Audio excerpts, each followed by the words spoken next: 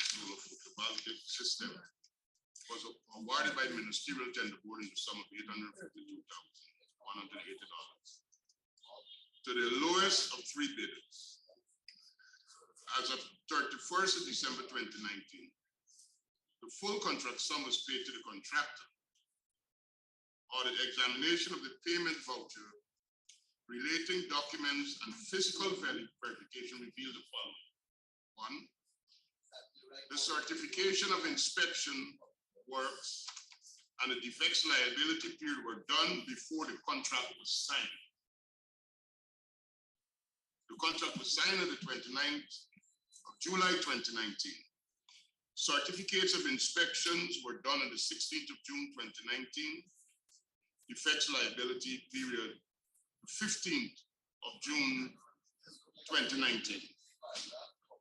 So the Auditor General is indicating to us that you had the certificate of inspection, which means the job is completed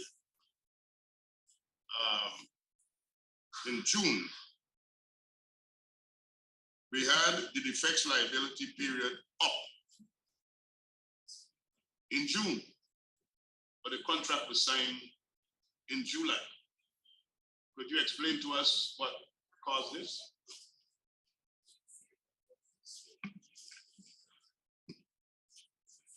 Yes, Honorable Member, thank you for raising this query, which the ministry acknowledged. And in our response, yes, the ministry wanted to install the solar system and to avoid disruption of the ministry's operation. The work was done with exigencies based on an oral contract. As I said earlier, I was on annual leave during that time, and it was brought to my attention when I resumed. It was already engaged the auditor's attention, and it was corrected. And I would like to point out that this situation was an exception. We would have never had such a situation before.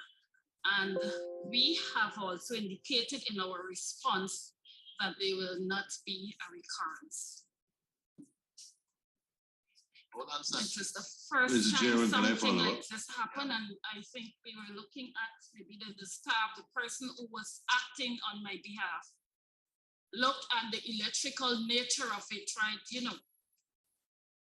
And then we had the lawyers had to print the documents and whatever for court, so they wanted to get things done very quickly. We know that was, Can I just follow up? Mr. Chairman? Yes, go ahead.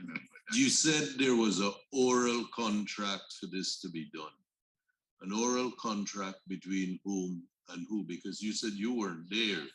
So who made an oral contract on behalf of who made an oral contract with whom? Yes, well, the officer was acting as PS during that time with the contractor. Would have asked the contractor to go ahead or to just go ahead and carry out the works quickly. And so an oral contract was made by the person who was acting in your position. And how was the contractor identified? And was there any methodology about a quotation, an estimate? Yes, it was before the tender board. Without quotations. But there was no contract, so what went to the tender board? I think the quotations went to the tender board. No. We gotta be careful about it. I appreciate you trying to answer. Through the chairman will advise you that SPS, we don't want what I you think we need to have documents. We need to have documents put in place. But what I am concerned about is that someone has entered into an oral contract on behalf of the government, and then work is being done pursuant to the identification of whoever the vendor is that's doing the work. But what are the terms of this oral contract, and how do we know what is supposed to be done? How do we know what we're paying for? Because those are the things that really matter. So one, did we identify the terms of the contract? And on whose authority would someone enter an oral contract on behalf of the government? And whether there was any procurement methodology engaged in, and when was that procurement methodology engaged in? PS, are you in a position to respond to that? I think those questions are very important for this committee to have some clarity on it. I heard you said that you weren't there, but I figure those documentation in some regard should be there. Yes, some documentation was provided to the auditors. And we can also provide to the committee. Would a week be sufficient? Yes. Member Maipo? Thank you, sir. On this same paragraph, I think this is a very worrying paragraph. I mean, the sum of money may not be a huge sum, but the fact that the certificate of inspection and the defects liability period were done before the contract was signed is extremely serious. And no officer, and I want to agree with When you say a contract was signed, wasn't it an oral contract? So before the contract was signed, there was the certificate of inspection and the defects liability period. Is it the same question that you didn't ask? I didn't ask the question as yet, sir. Is it related to the same paragraph? Yes. So I'm somewhat confused. One, I'm hearing it's an oral contract, then I'm hearing a contract signed. No, I think what the PS is trying to say to us is that the person who was acting in her capacity had a talk with the contractor to get the quotation, and they submitted, I think, a 3-code system to the ministerial tender board. Approval was given, and after that, then a contract was drawn up for a signature. Okay.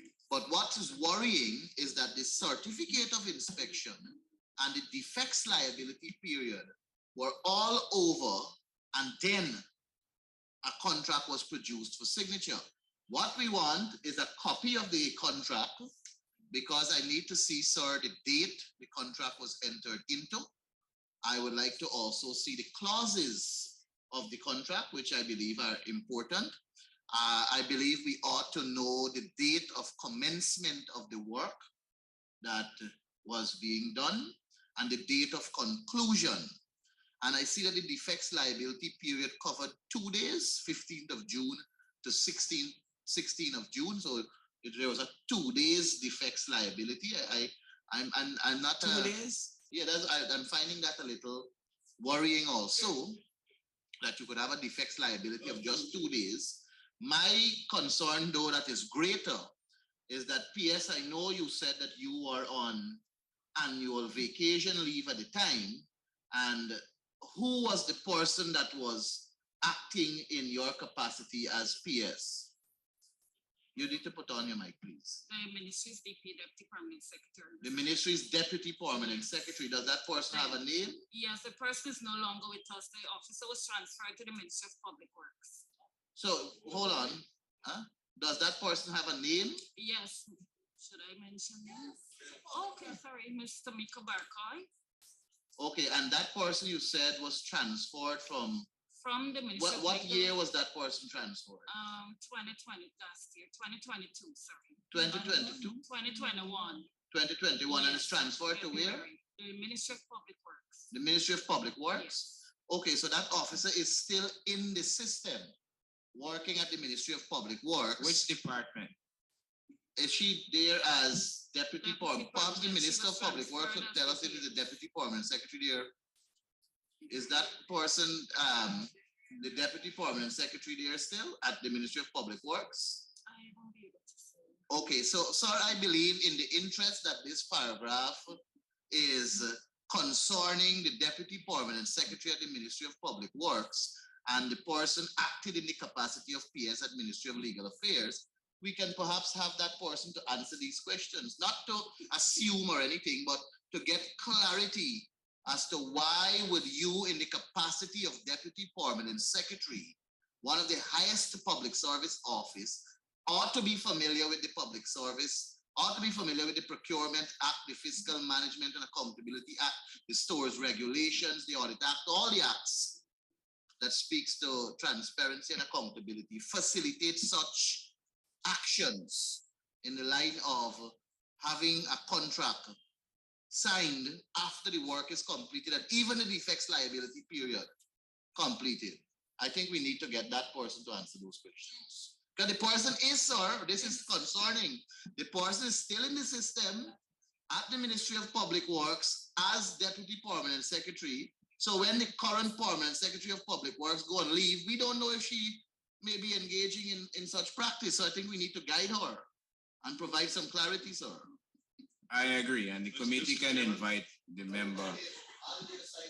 The committee can invite the. Mr. Chairman, I don't know. Member, I'm still on the floor. What? Member, I'm still on the floor. In light of the members' concern and the importance of the questions raised by Member Datadin, as well as Member Mai Paul, I think we can leave this paragraph open and invite that said accounting officer to come and answer to the Public Accounts Committee concerning that. Given the fact that she still holds a very important portfolio, more so the Ministry of Public Works, where a lot of developmental works are being undertaken as we speak. Mr. Chairman, I welcome. You have the floor, Member. Mr. Chairman, I welcome the opportunity for the officer to come and answer this question. These questions, I don't know what is the inference, but I have more serious questions. Since I was the one who raised this matter here. You have the floor. Secondly, could the Permanent Secretary indicate if any payments were made to this contractor before the signing of the contract? No payment was made. Payment was made after satisfactory completion of the project during the month of August. Members, before you proceed, yes, the fact that we have indicated that we will leave this paragraph open, and more so we will invite the said accounting officers. I don't believe it would be prudent for us to proceed in asking questions when it wasn't this said PS who But if she have information that is available, like for but example, wouldn't it be a regurgitation of questions when we invite? No, I'm asking about payments, a different thing. The documents will show. May I, Chair? Go ahead. The documents that someone asked about, to see the clauses of the contract, copy of contract and procurement process, those information can be provided. They're readily available. Thank you. So yes, I mentioned, I would have said the payment was made during the month of August after the work was completed. So what a week? Long after the work was completed, then the payment was would a week be sufficient, PS, yes, to provide those information? Mr. Chairman, go ahead, Member. Could I ask the audit office, based upon their documentation, to indicate to PAC if any advances were paid on this job, or it was one payment?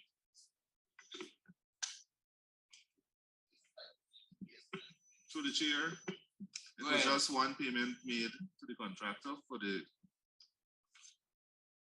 contract, and there was no advance payment. And the method of procurement was shopping. Three quotations.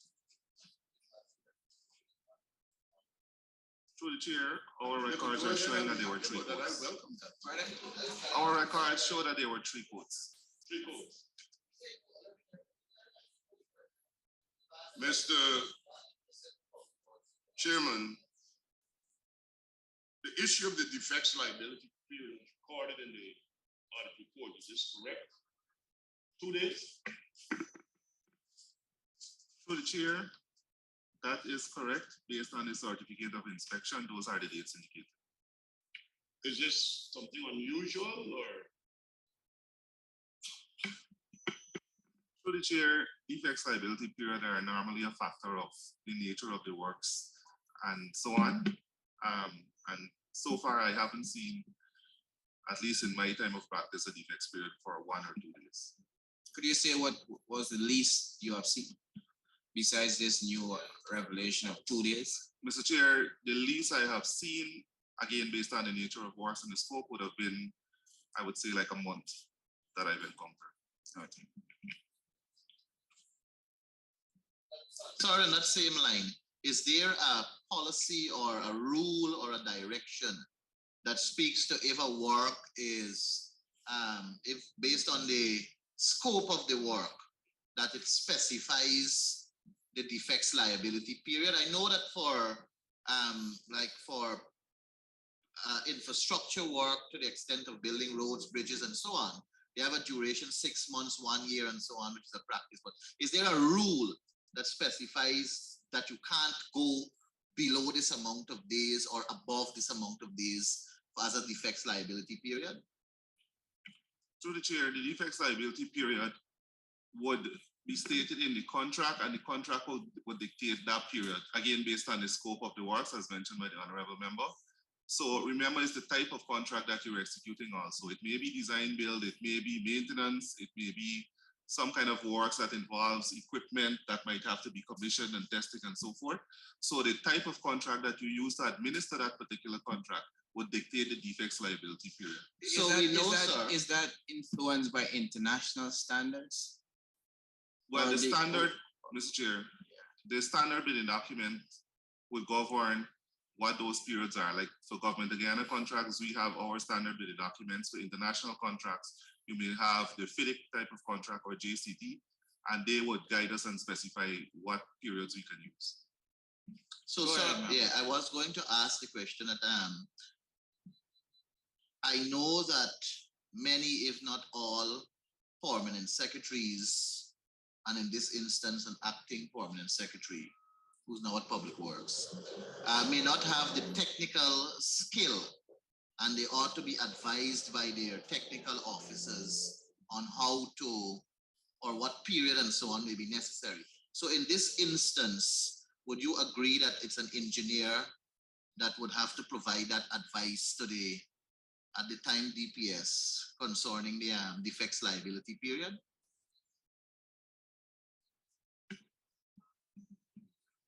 Through the chair, for our Government of Guyana contracts that we normally execute under the various ministries, we are guided by the standard bidding documents obtained from NPTAB. And those documents are for small works, major works, and as I recall, there's for smaller works, as would be for the departmental boards. And that document provides some guidance there. But of course, civil works or infrastructure works of a technical nature would of course require some kind of technical advice or assistance. So, sir, is the Auditor General's staff guiding us that this work would fall within the remit of the standard bidding document of Guyana, at least a guidance? This contract should have followed that document, that standard bidding document. Through the chair, yes, these works would have come under minor works contract that is available from the NPTAB. So can we ask for a copy of that standard bidding document that guides minor work, so at least we can see what was at least the guidance for the defects liability period? Through the chair, those documents are available, of course, on NPTAB's website. They're readily available. We can access them. I'm happy if you can assist me with the copy. Member Sure. Paul, I'll ask the clerk to get that document and circulate it to all members. Thank you very much, sir. Mr. Chairman, if I could ask. 1 second. Go ahead. Just a point to note, Mr. Chair, these documents were recently revised, the standard bidding document, so we need to cross-check against the documents available for this period of audit, the 2019 period. So ideally, it shouldn't vary much, but just to be on the safe side. Member, Mr. Chair, could, for the Right. purpose of clarity and PAC's edification, could we be told what is the purpose of a defects liability? But I think that's more important, not the amount of time, the purpose of it. So the purpose will determine the length. go ahead, member. Through the chair, The purpose of a defects liability period at the end of a contract, it lends to a period whereby defects, not necessarily structural or as a result of the contractor, but certain quirks in the system, so to speak, that has to be either tweaked or ironed out. So be it a 6 months or a 1 year period, any defects that may arise would be handled by the contractor. And that's the purpose why we retain a retention sum, right? So you hold a retention sum so that the contractor remedies those defects that may arise. Mind you, some of these defects might not be visible at the time of taking over the project, but it might arise during that period as the building is commissioned or the systems are tested.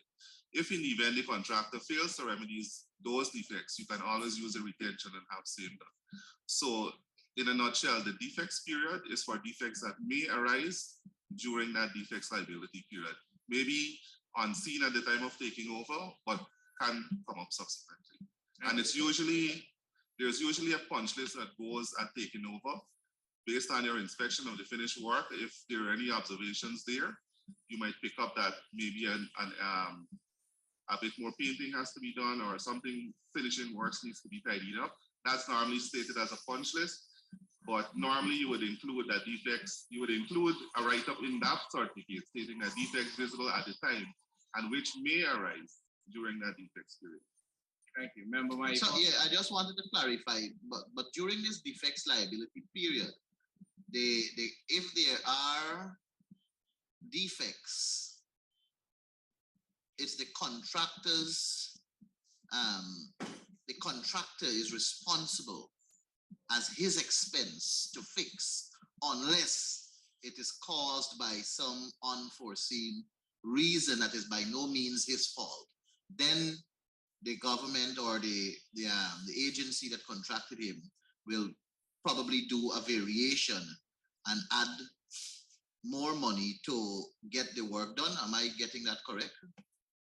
Through the chair, that defects period there, if defects arising out of the maybe material deteriorating or particular equipment, if that's part of the contract being non-functional, the contractor is held liable to replace same at his expense. However, if a defect arises as a result of some other external factor, the contractor is not liable and a separate arrangement would have to be made between the contractor and the agency to have that external defect remedy. Thank you.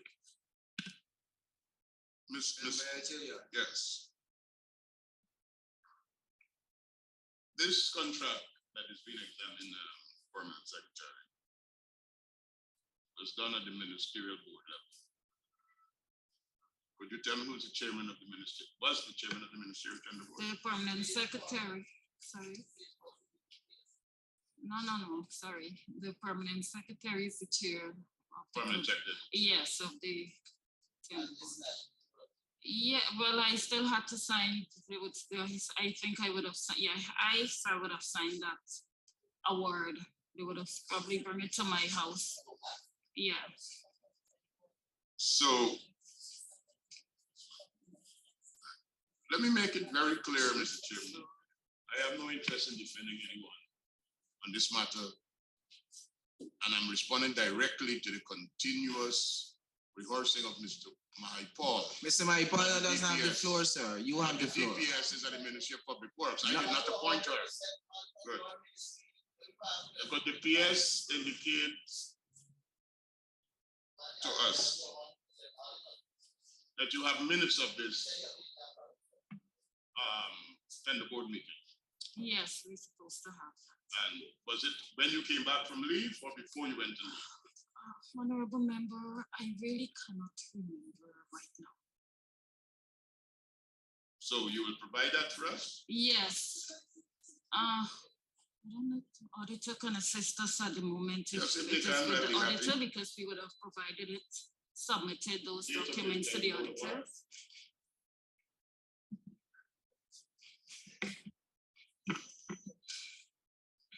Through the chair, the date on the letter of award is the 20th of June, 2017.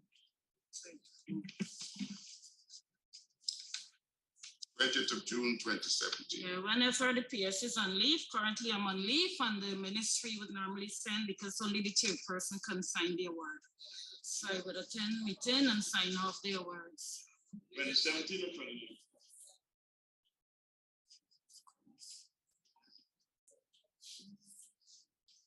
No, it's 2019. It gotta be a typo. Through the chair, just a clarification there. There appears to be an error on the date on the Yeah, award. it's a typo here. The MTV reference number is 20/2019. Yeah. But the date on this document is telling us June 20th, 2017. So there Typo appears to be- hero. We're So, sorry. yeah. Thank you for the observation. Yes. But even if it is June 20th, even if it's June 20th, 2019, the award was made after the work was certified. We will provide the I hope you will run for documentation. government when she comes. I didn't appoint her.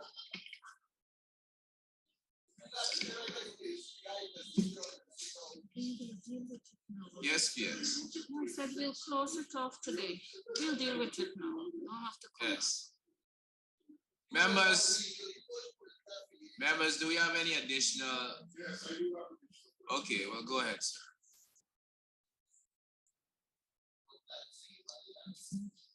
Mr. Chairman, I'm just trying- Behave yourself. I'm just trying to put the pieces in place. Because like Mr. Mahai Paul would have mentioned earlier, the sum might not be huge, Yeah, but the principles involved. yes.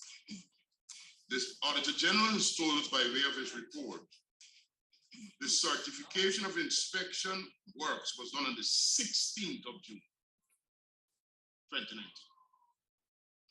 If the tender board met for the award on the 20th of June, 2019, his job would have been completed even before the award of the contract.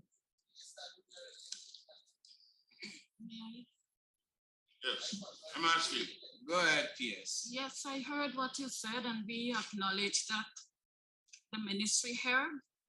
We do apologize, and as I said in our response, there will not be a recurrence. It is the first time this would have happened, and we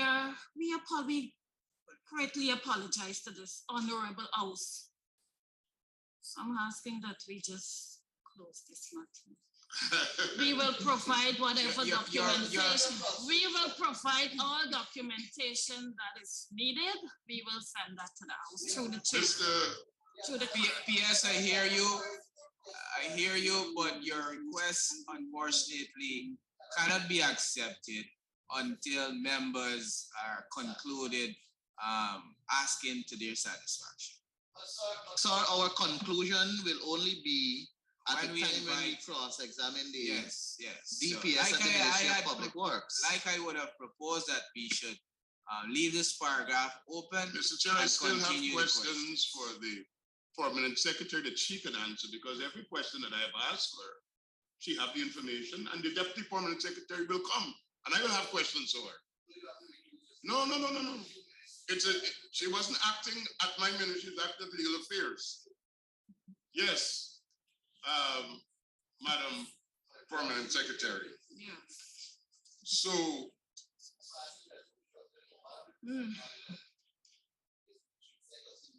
Mr. Chair,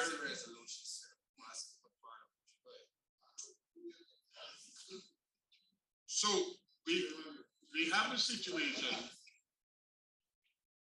where it would appear, and the general seems to indicate that the year listing is a problem. But we are assuming it's June 2019.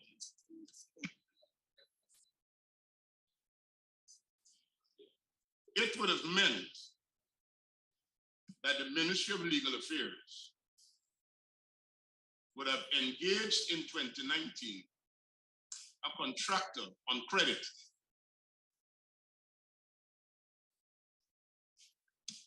A man comes in, he does his electrical work. He's not paid. He's not paid till August. You don't have a signed contract.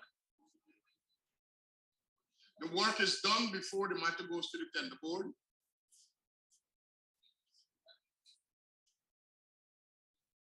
A certificate of inspection is issued and he awaits his payment.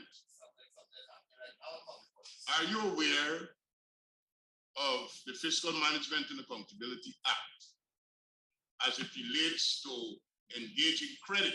Are we allowed to engage credit? Are you aware? Yes, I'm aware.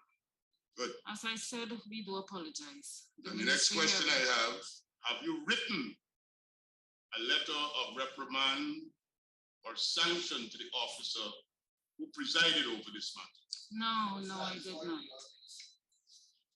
No, that was not done. Is there a reason why it was not done?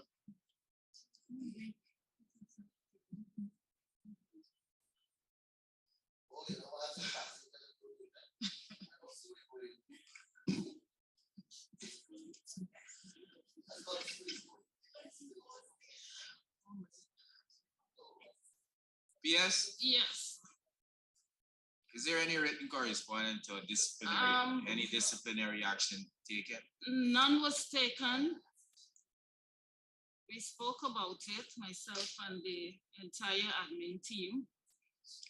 And stern warning, verbal warnings were given not to ensure that this does not occur again. And we did not see this situation again after that. Thank you. Member Ejel, Yes. So we had seen it as a closed matter then, because we would have discussed it and tried to ensure that it does not occur again. This was 2019 June. After the passage of the no confidence motion in 2018, was there any concern or uncertainty as the accounting officer about the ability of your ministry to engage in contracts? I will not allow the PS to answer such a What road question. you going down? No, that is grossly What is unacceptable. the question? The PS, there was a budget in place. A budget was in place. That's and not a all the question ministries I commit to that. What direction you going with? Mr. Chairman, You're asking an Mr. opinion. Chairman. The PS is not here to give an opinion. She's here to answer Which questions paragraph does that before her. question relate to? Not to give her Right opinion here. You're on a asking a situation. hypothetical question. Mr. Chairman, You can't be Let asking us for her assume opinion. what is the PS should all right, ask. I rephrase my question. Do that. Cautiously. I rephrase my question. In 2019 June, the Ministry of Legal Affairs engaged a contract where an award was made. There was no contract signed. The award of the contract came after the work was finished. All was done by your DPS. The certification was done before. So you're repeating things that was already Mr. established. Chairman, I'm allowed to speak in the PAC and I will prepare But you you, to hear me from the chair. I believe you're badgering the No, no, no, PS. no, no, These I'm not questions that badgering the PS. you're asking has I'm already been asking a asked and simple answered. I'm asking a simple question. I understand your desire to defend. What because am of I the period- defending? Because of the period involved. That is And the- nonsense. the There's no people of desire Guyana to must know in defend. Nonsense. 2019, Nonsense. You're defending a period involved. I am not This is defending my- There was a anything. You're budget, badgering the there was a witness. budget that was existing. Same A question budget was over and over approved. has You been sat in the repeated and it parliament. was And answered. you disrespected the speaker during that Mr. period. Chairman, I'm asking a simple question. That was This is- answered several This times is the over. Ministry of Legal Affairs. The ministry that is responsible for providing legal advice. Every other ministry. The pattern set in the Ministry of Legal Affairs is the pattern that will be followed by other ministries because they're the government's principal legal advisors. And a simple question, was there any uncertainty, ambiguity, lack of clarity on the part of accounting officers about the engagement into signed contracts after the passage of the no confidence. So on a point of order, that question should not be tolerated in this assembly, in this committee. There are standard documents that guide permanent secretaries on the execution of their functions. There is the Fiscal Management and Accountability Act, there is the Procurement Act, there is the Audit Act, there is the Stores Regulations, and so many other guiding principles. There is the Public Service Commission rules, there is the Public Service rules of 1987 or 85 or something like that. All of these are documents that guides the functions of these chief administrative officers. And regardless of where Mr. Edgell wants to go with no confidence and confidence motion, the fact remains that there was a budget that was approved by the National Assembly in 2018, and that budget had to be executed for the spending of 2019, whilst there were a number of court cases going on concerning the no confidence motion. In 2019 of December, a date was named for elections. We went to elections, a budget was executed, and all of that happened. So to you asking a PS whether she felt as though she shouldn't execute a contract, she was mandated by a budget that was approved in the House. She was mandated by a budget that was approved in the National Assembly. So if we're going to ask a permanent secretary, well, thank you, I shall be quiet now. Yes, that question is inappropriate and I advise you not to respond.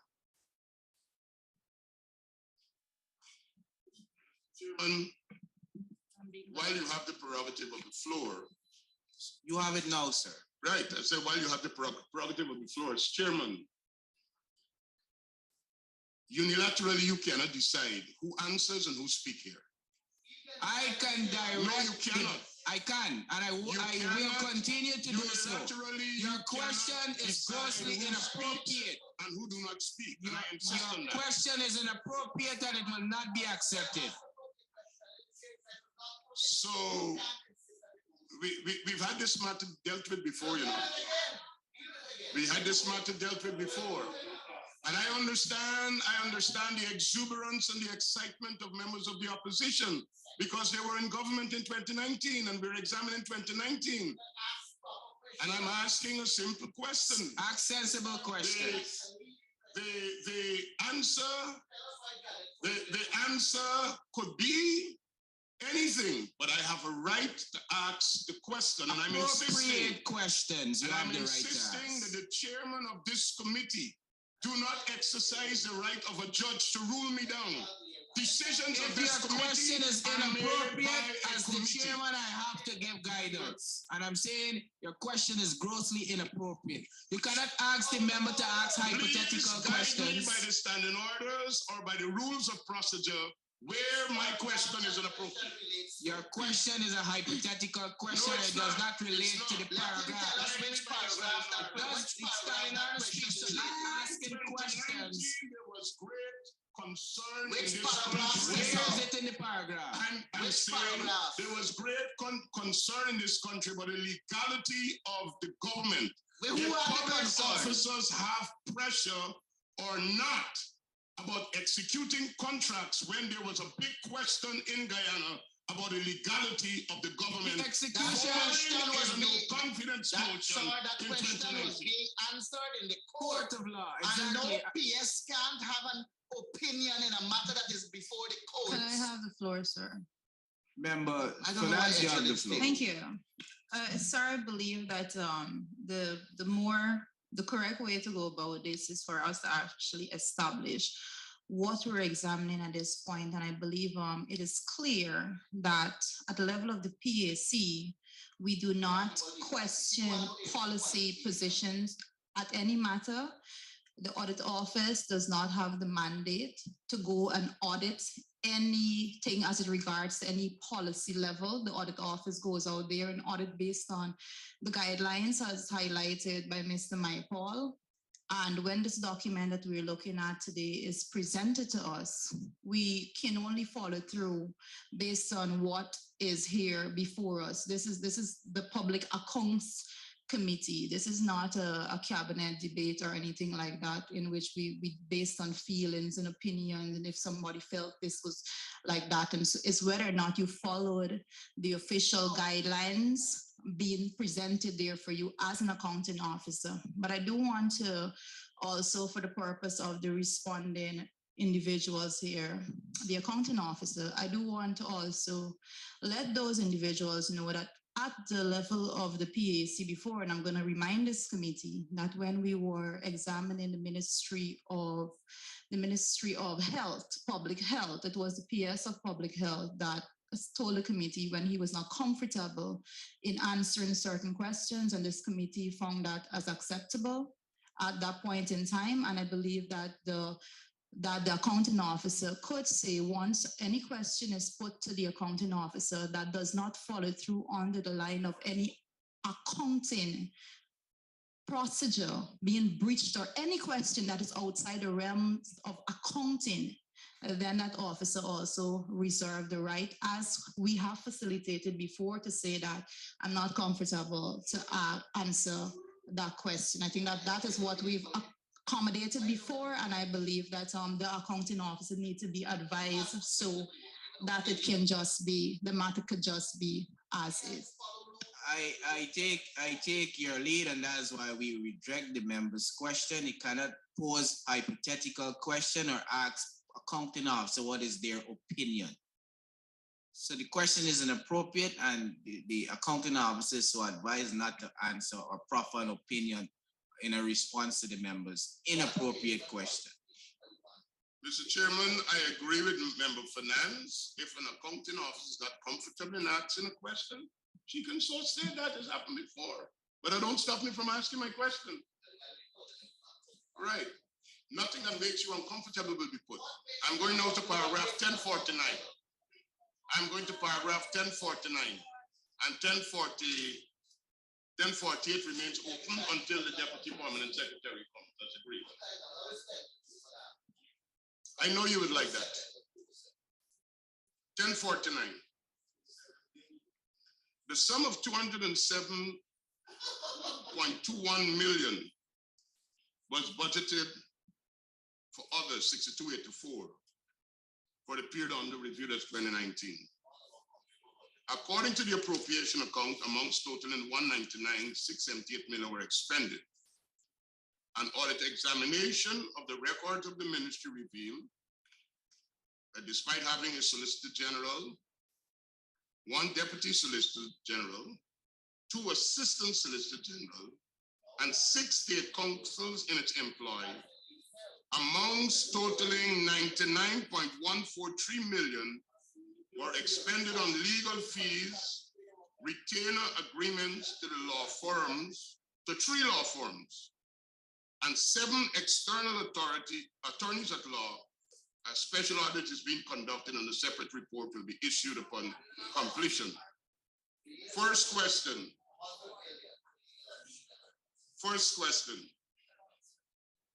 Could we state for the record what were the law firms that were engaged and what were the cases they were engaged for?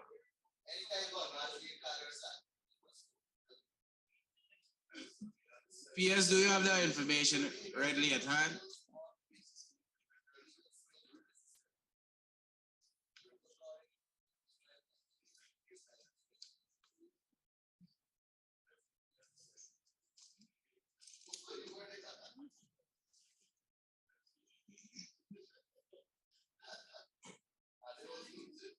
Yes, thank you, Honorable Member, for the question. Yes, so the names of the companies and the attorneys, 1, Robertson Law Firm, the Robertson Law Firm. Robertson Law Firm. The Robertson Is Law the first Firm. name? THE. The Robertson Law Firm. Law Firm. Mr. I'm writing, so please sorry. give me a chance. Sorry. Good. 2, Mr. Francis Alexis.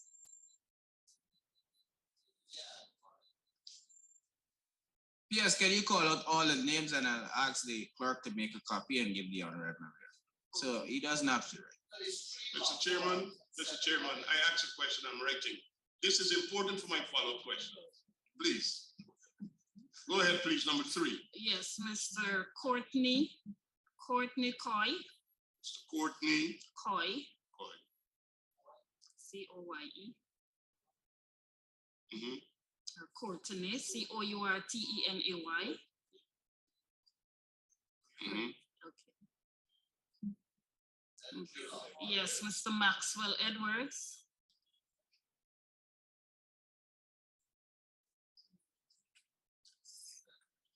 Mhm.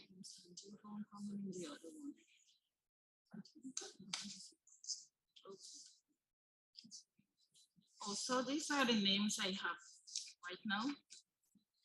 The second part of the question, yes. what were the cases they were engaged in?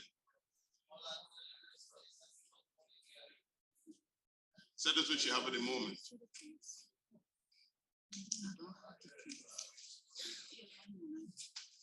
Honorable member, I would like to ask the Solicitor General to respond. Thank you. Just to respond quickly, the firms of Dr. Francis Alexis, Courtney Coy LLP, both are foreign law firms, one out of Grenada, one out of Belize. They represented the government in no confidence case. Mr. Maxwell Edwards also, and also the Robinson Law. Could you, as a follow-up, state the amounts that were paid to each of these firms?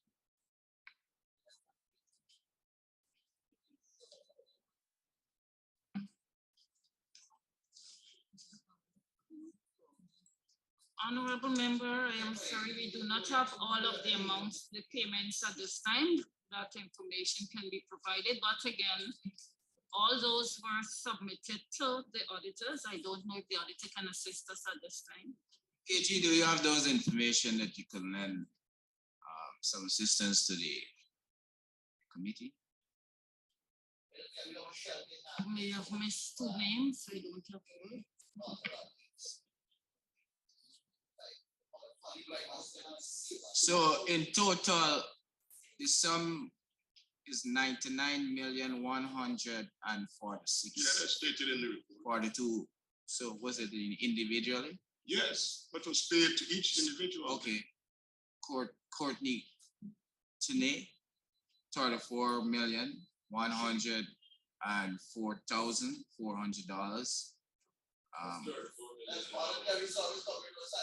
Rex McKay, SC, and Neil Boston, SC jointly. No, hold on, their names were not called. Well, I'm calling the names that the PS asked for the assistance from the audit office. $25 million. Hold on a second, Rex McKay. Neil Boston, SC.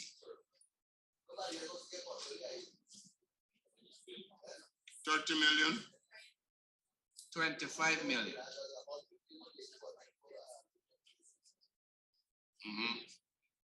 Fraser Hudson and Yearwood, 10,509,000. 10 million. I can make this document photocopied and Mr. be Chairman, circulated. could you please give the information? This is public account. It is being circulated. In terms of time, please circulate the document. We all want it. We are asking for Well, the when you numbers get it, to be you could- named now. Almac Gallup, Right. 6,600,000. Maxwell Edwards, 4,800,000. Patrice Henry, 5,851,000. Robinson Law Firm, 5,600,000. Dr. Francis Alexis QC, 5,385,500. Mr. Hughes, Fields and Stobie, $690,000. Narendra Singh, 600,000. Total of $99,142,884. Thank you, AG. Follow-up question, Mr. Chairman. Were all of these attorneys named and firms engaged in the no confidence motion cases, or there were other cases? Just a clarity, the names that were mentioned there, honorable member, or just the ones I mentioned? Because some names mentioned there from the audit report would have been other matters. Other matters. Other matters. So the 5 matters that were entered, engaged by your office. In addition to the one caller, the only one that I missed was Mr. McKay, senior counsel, and Mr. Boston, senior counsel. For the no confidence. These are all no confidence motion matters. Were there agreements signed? All retainer agreements signed, all the matters and submitted to the audit office, as I understand. And what was the process used for engaging these services? The procurement process was followed where matters were submitted to the tender for approval. Were they all sole sourced, or how were they engaged? Sole source. These were all sole sourced. All sole source.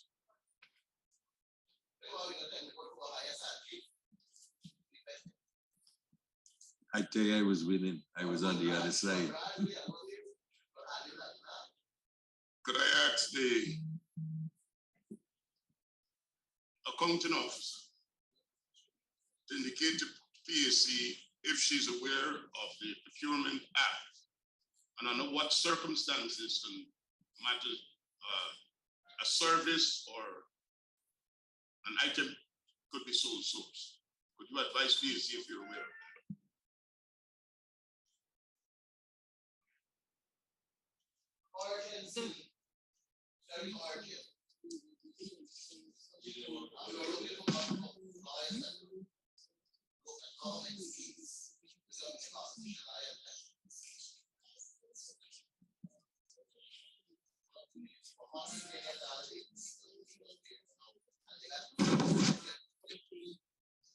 Yes.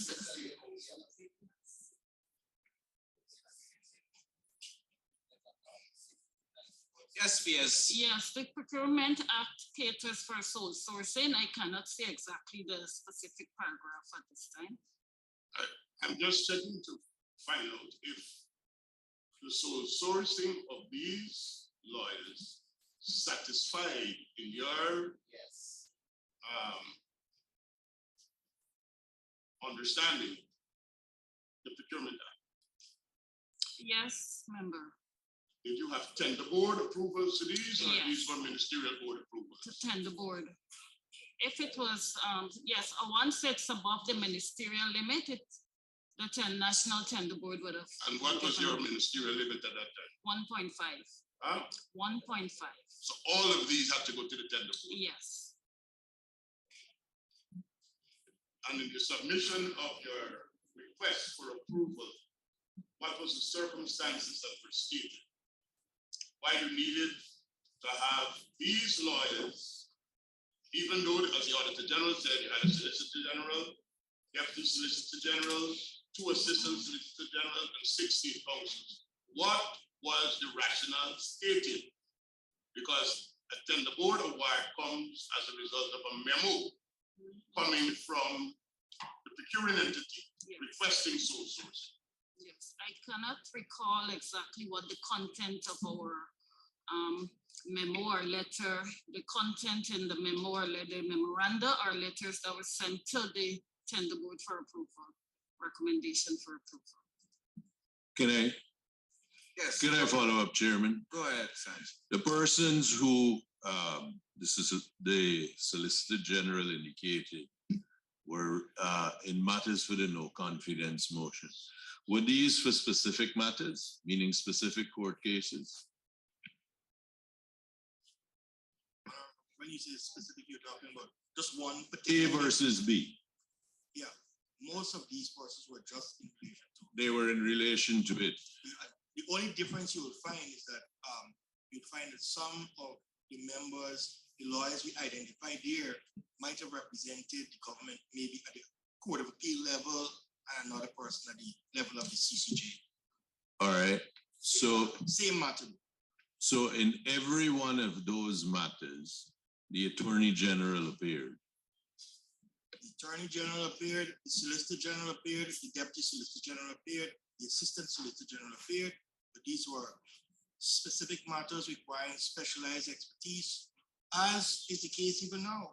When in the chambers there are specialized expertise required, we take external counsel, and that is a practice and a policy of the state. So what I'm getting at is this. The court records reflect that in the matter of Reed and Scotland, that Mr. Boston appeared for Mr. Reed.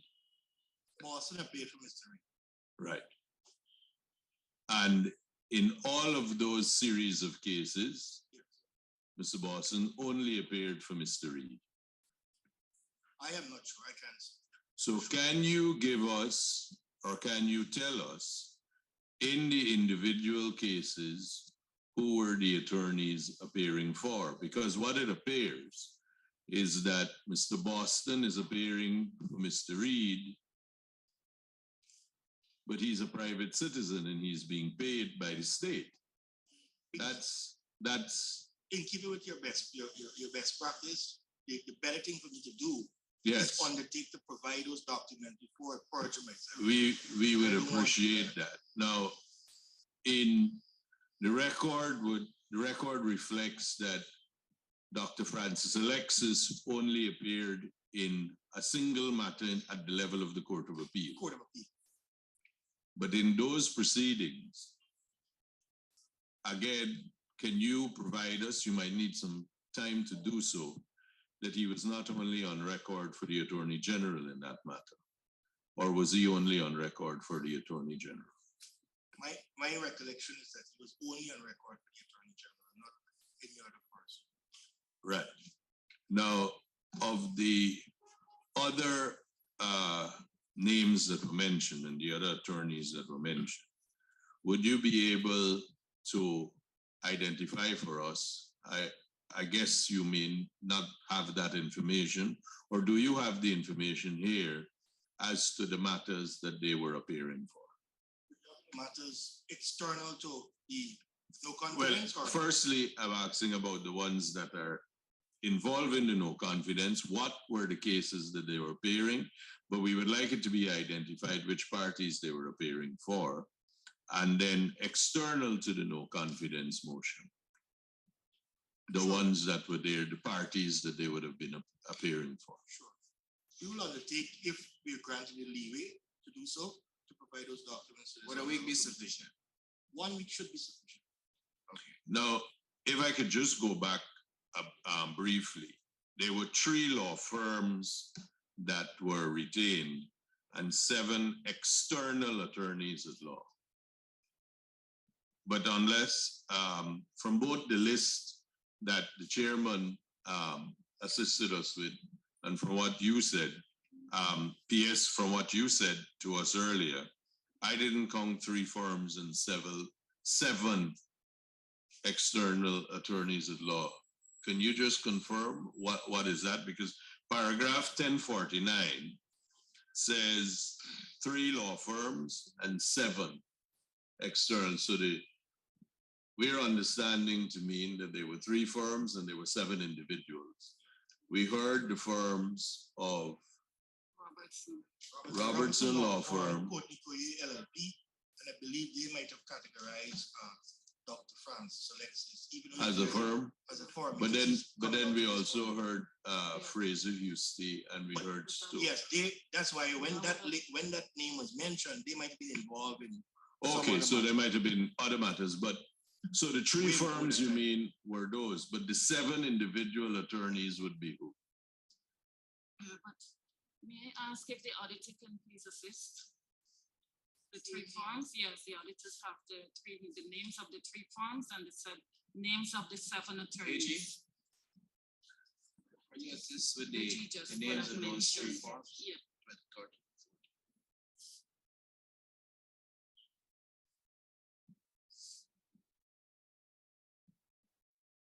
Sorry, Mr. Chair, which tree farm they talk about?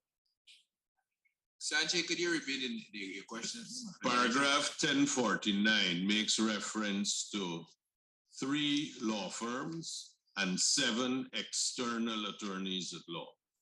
So what I'm trying to identify, who were the 3 law firms and who were the 7 external attorneys?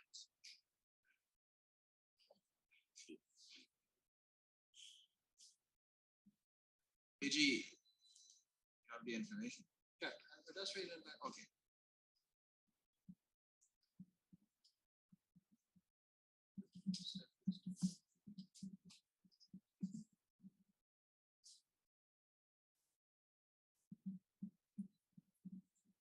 Mr. Chair, is the same amount that I gave you just now that was submitted, but I will have to check back my working paper to see our tree.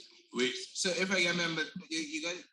I understand from the Solicitor General, Mr. Chairman might be the best person, because I think what happened is there might be classifications he indicated Correct.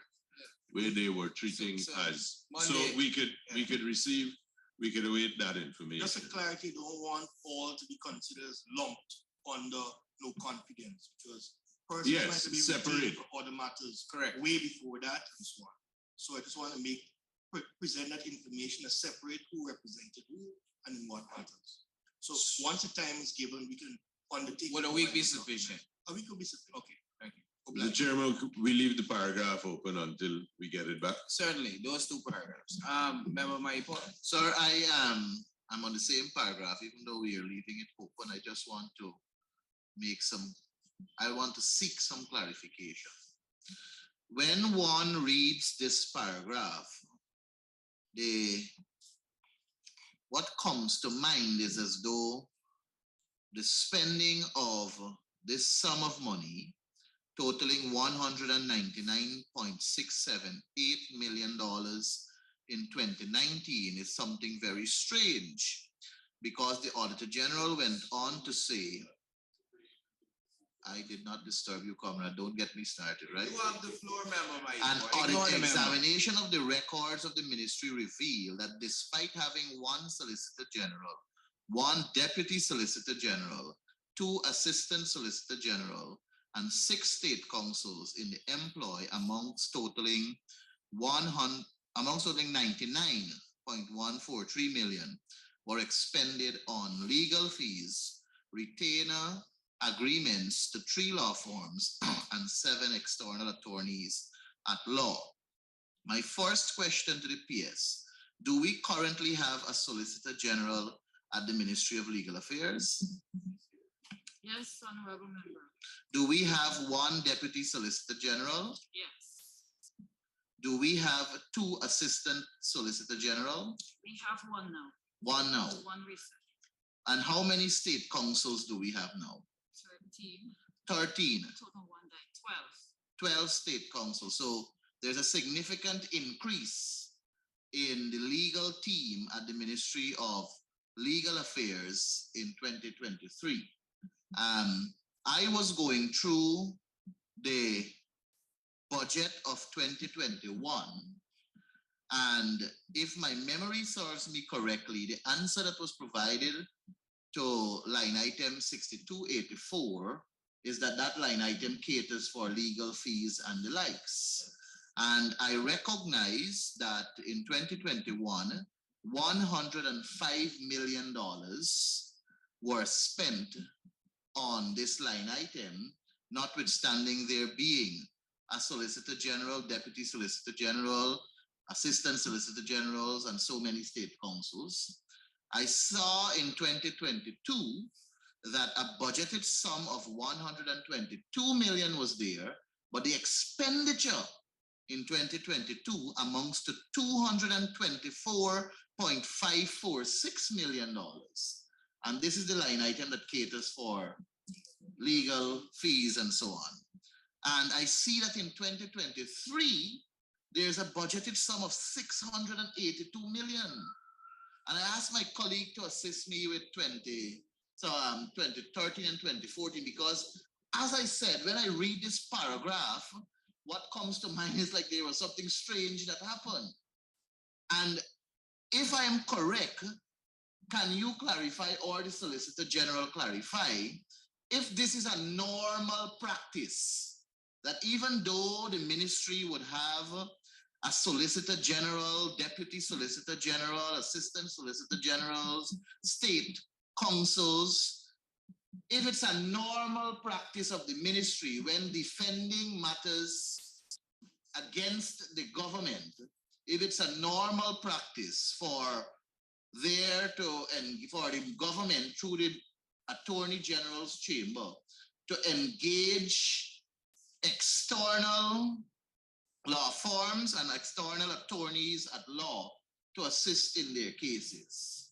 Yes, it is a normal practice, at least since I've been at the ministry in 2018 to now on to now. I'm not hearing you clear, Pierce. I said, yes, it has been a normal practice since I've been assigned to the Ministry of Legal Affairs, Attorney General's chambers. And it continues today. Okay, so thank you very much for that clarity. Just one. Yes, sure. Chair. Go ahead. It's a normal practice in Guyana. It's a normal practice in first world countries. It's a normal practice throughout the entire Commonwealth Caribbean and the Commonwealth. The state, if it desires to retain the best counsel to fight its case, it would do so as a matter of policy. And the other point I want to make, which some may not see reflected in the report, and something I think needs to address, as Solicitor General of Guyana, when the report is put in a way, notwithstanding having one Solicitor General, one deputy, one assistant, it gives the impression as though the Solicitor General, the Deputy Solicitor General, and the other officers does nothing. Just want to make the point that on average at the chambers of the Attorney General, we get 10 cases per day. That's an average. You calculate that per week. That's 50 cases a week. You calculate it per month, that's 240 cases per month. Some ranging from very technical, some ranging from not so technical. If you go back to 2019, it was the Solicitor General, a Deputy Solicitor General, assistants, and 6 officers. Those 6 officers just out of law school.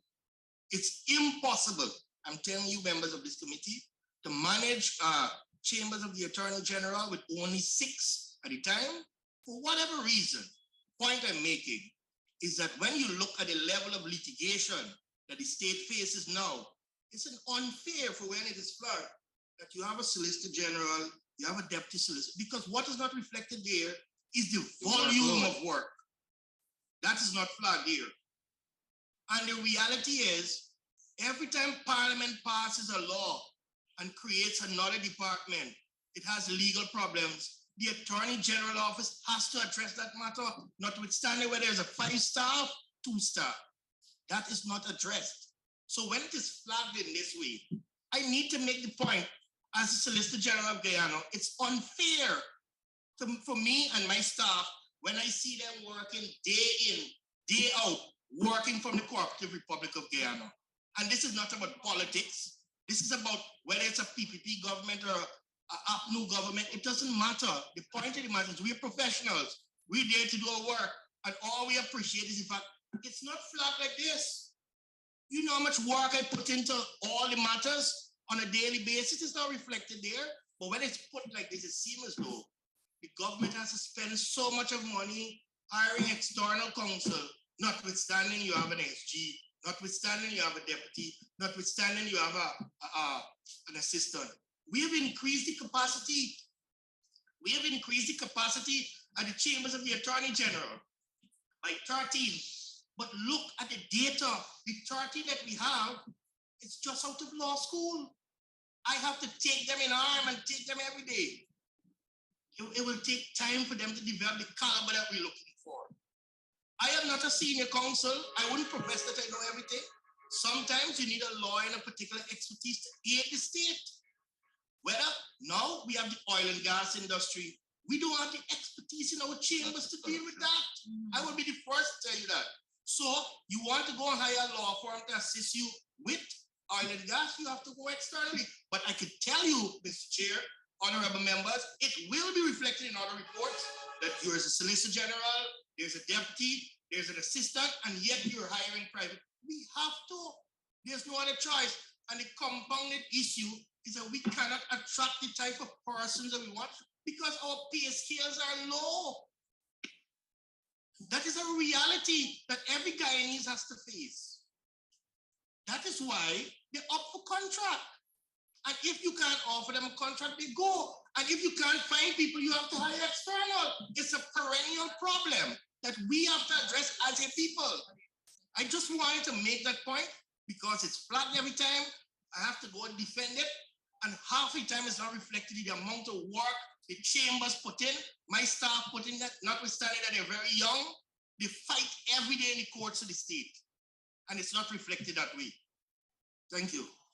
Thank you very much, Solicitor General. I believe Guyana is now far more informed, as well as the Public Accounts Committee, of the extreme workload that the Attorney General Office has. And I trust that the government of the day would make the necessary corrective measures to ensure that Guyana is best represented at the Office of the Attorney General. Member Ejil, you have the floor. This is a question that is more to the Auditor General. You stated in your report, sir, that special audit is being conducted and a separate report will be issued when, upon completion, could we be aware of the status of this process? Through the chair, a special event report was issued to the Attorney General. Would that be made available to the Public Accounts Committee? Through the chair, I can make that available, yes. Chair, I'm respectfully requesting that that report should be examined, so when we come back to this paragraph, which remains open, we'll be able to discuss it. With regards to the request, AG, can that be done today so that the members will have ample time to read it? So when we re-invite the Deputy PS to answer that open paragraph next Monday, the members will be fully au fait with regards to the content of that report. Follow up, Mr. Chair. Through the chair, just one point though, because in that special report, I would have mentioned several lawyers' names. So we have to be careful because I don't, even though in my AG report, I do not call names. Well, we take that into consideration and that would not be facilitated at this meeting. Can we inquire kindly whether the report was sent to us? Was it as the sent to the ministry? ministry? It was sent to the Attorney General. It was sent to the Attorney General chambers. Was it sent to the accounting office?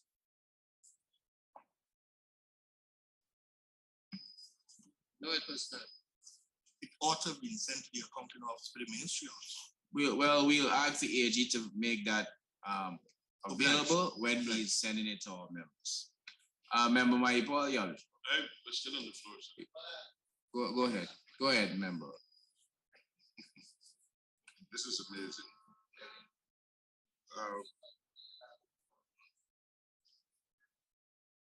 Mr. Chairman, the Procurement Act provides for pre-qualification.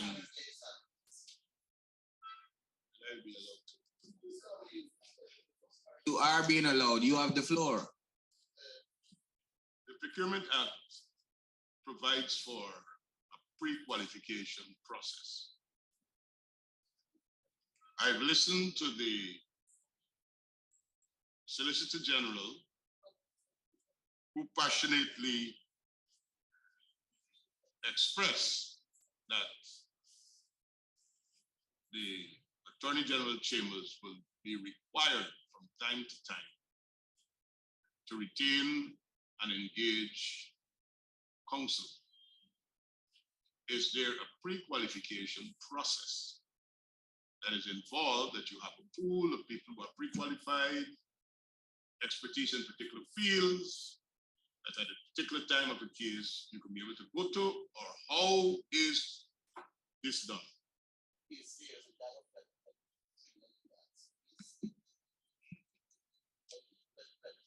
Go ahead. Honorable member, if I can answer your question, we don't have a pre-qualification process. I think what happens in the practical terms, it's not the best here, but this is what happens. Depends Whether on the need. you consult with colleagues, relevant forums, who might be the best person in this particular area, based on their recommendation, it's sent out, and those persons apply. In some instances, or they're contacted, and the process is taken from there. In case of external counsel, you usually seek the help of our colleagues from the rest of the Commonwealth Caribbean, the AG's chambers in the various jurisdictions. So in 2019, which is where we were examining, Sure. and could you identify for PAC the process that was used for the engagement of the 3 forums and the 7 attorneys that were what?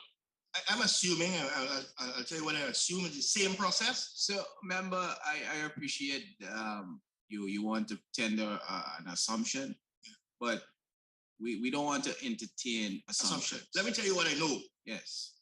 I know for a fact, in relation to 2019, the same process was followed. Thank you. Jurisdictions in the regions were consulted as to some of the persons. I was consulted personally, because I had just left the jurisdiction of Belize. I was consulted at the time I was Solicitor General, and I gave my recommendations. Recommendations were sought from other jurisdictions, and then the ultimate decision is made by the Minister of the day. Thank you. Yes. Member Edgel, you still have the floor. I have no further questions. The paragraph remains open. We will have the report from the Auditor General and the other documentation that is provided by the Permanent Secretary, and we'll be able to continue on that line.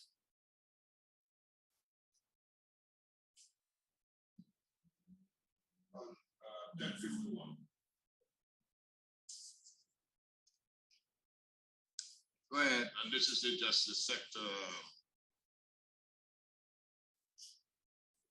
Reform Program.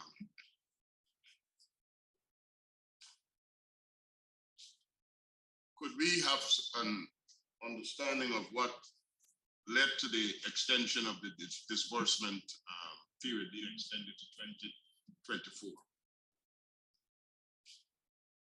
Yes, honorable member, I would like to invite the project manager to respond. Go ahead, Miss. Chairman, members of the House. The extension of this project became necessary as a result of the hiatus of the 2 years COVID and persons not being able to travel, border controls, because some of the consultants were from abroad and they were unable to travel at the time. Some of the programs were done online, but there are other aspects that had to be done, well, more or less physically. So that was one of the reasons that led to the delay and the extension of the project. Thank you, ma'am. Follow up. Go ahead. There were some outstanding documents that the Auditor General said he hadn't received. The project execution plan for 2019, the appointment of the evaluation committee by MPTAB, the no extension for the extension of the contract period, and of course, deliverables for the project. Would you say if these were all submitted? They were all subsequently submitted for scrutiny. Could you say when they were submitted? If I recall, it's in the year of 2020. Our finance control is here, yes, in 2020. For whatever reason, I was not there, and it's not an excuse, but during that time, I was not sure what led to that, documents not being made available for scrutiny. However, in 2020, they were made available. So you weren't managing the project at No. Who was managing the project? What's his name again? There is a mother, Miss Olga, another person, lives in the US. I'm not sure. Previous managed person resigned. Contract was in, and not resign, a contract ended. Was not renewed.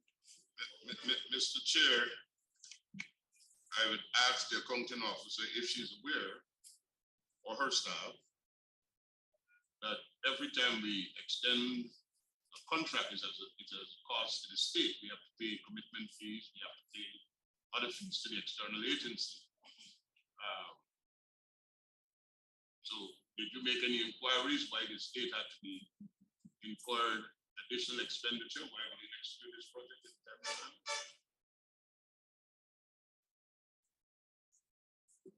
Sorry, I don't quite get it. If we can say why we said because of a 2-year hiatus, Right, a lot of things could not be done. Did we get a Fine. waiver for that period from All the right. IDB? Subsequently, Did we get a waiver from the IDB? we don't get a waiver. We don't know, sorry, really, but my thing is it was extended. Did we apply? The Ministry of Finance would do that. That's their responsibility. They deal directly with that. And I that is agree, sent I to was us. there, but I'm saying to you, the project executing unit who's managing this portfolio still need to make certain representations. If you are extending, there are implications. So what did we do? Just extended? What No, agreement did the IDB As far as I recall, when this happened, on all the activities were not completed, Ministry of Finance was kept abreast of this all along the way, every step of the way, including the IDB, because we have to do these monthly and quarterly reports. And of course, when we draw up our agile plans, it reflected what is completed and why what was not completed. So all along the way, they're kept abreast with what is happening. And we did ask for an extension, through the Ministry of Finance, of course. And this was done through PS's office. Members, please be informed that the Finance Secretary is also on the workshop platform. He just joined the meeting, as well as the accountant. Mr. Chair. Hi, Chair and members. Good afternoon. Good afternoon, Mr. Chairman. If we go to E, paragraph E of 1051. Page 363. Audit scrutiny revealed that the sum of 26.23 million US. This is million or just thousand? Thousand, sorry. 26,232 was paid to the consulting firm for 2019 for the final report, which was not submitted for audit scrutiny. Could we answer to that?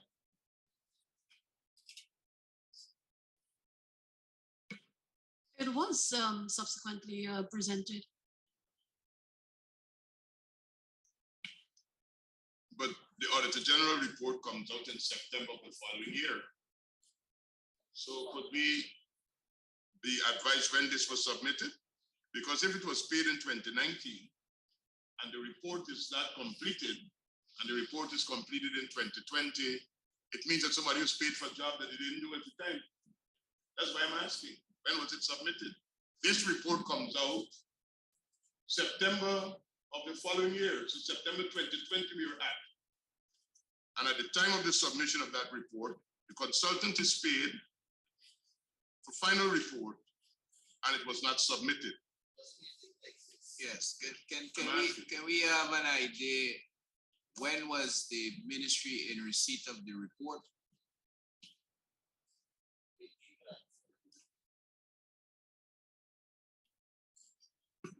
AG, can you say when the when the audit office received the report?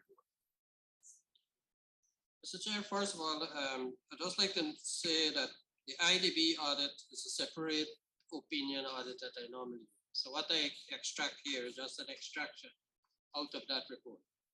And the IDB audit was done on the 10th of August 2020 for the year 2019.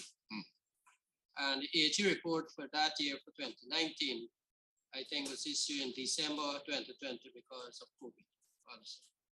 So it had to be sometime in 2021, but I will check and give the members the data. But how was that cited as a query? Because in your IDB special audit, because if you are paid for the report and it is not available, that's a breach of contract. Yes, it would be in a query. That is why I say this is an extract of that opinion that was issued on the 10th of August 2020 and the 2019 Justice Sector Program audit. And so as of December 2020, it will still be there because there was no answer as the ministry response. But was the report ever presented? Mr. Chair, as I said, it will have to be in 2021, but I will ask my staff to double check. Because your audit of it, isn't it from the report in itself? The audit that you, independent audit that you do, isn't it from the report that you submitted? No. The IDB audit would have covered a certain period. There is a different working paper file for that. So I'm saying that as of December 2020, we did not get this information as was stated in the IDB audit. So they had to submit that information sometime in 2020. I will recheck and get back to the piece. But Mr. Chairman, if I could guide you to paragraph C, the inception report, which should have been submitted 10 days after the signing of the contract, was submitted approximately 109 days after the signing of the contract.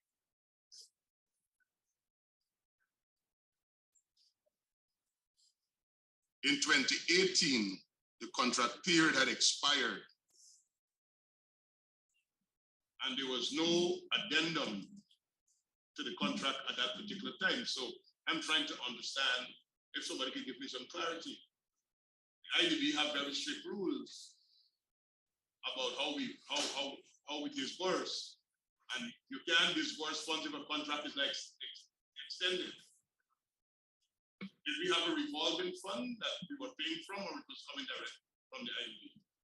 Honorable member, we could not carry on or pay anything if we did not have a no objection from the bank. So we would have had that no objection to continue. Be that even with the delay, the 3 months delay that we're talking about, there was the extension, which was, we got the approval from the IDB. There's no objection for that extension. But the inception report, which was delayed by 109 yes, days, it was because COVID of was COVID. not in the equation at that time. That was Well, 2018. a series of activities would have been responsible for that. And this contract should have come to an end on the 31st of December 2018. It was extended, sir. It was extended. Until when? I cannot say offhand. I cannot say offhand. Paragraph D says there was an amendment of the contract period, 17th of October 2018 to 30th September 2019, which was submitted for audit review. I'm assuming that this is the contract with the consultant and not the contract with the bank. It's not a loan contract, it's a contract with the consultant. Consultant, yes. Right. So the contract with the consultant came to an end in September 2019. But we're dealing here that at paragraph E, the consultant was paid that sum for the final report. His contract had come to an end. He hadn't submitted the final report. He was paid.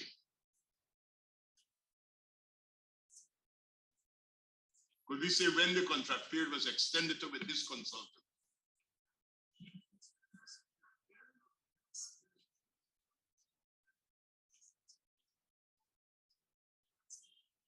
Okay, the report was prepared, but it was not ready at that time when the audit took place. It was subsequently submitted.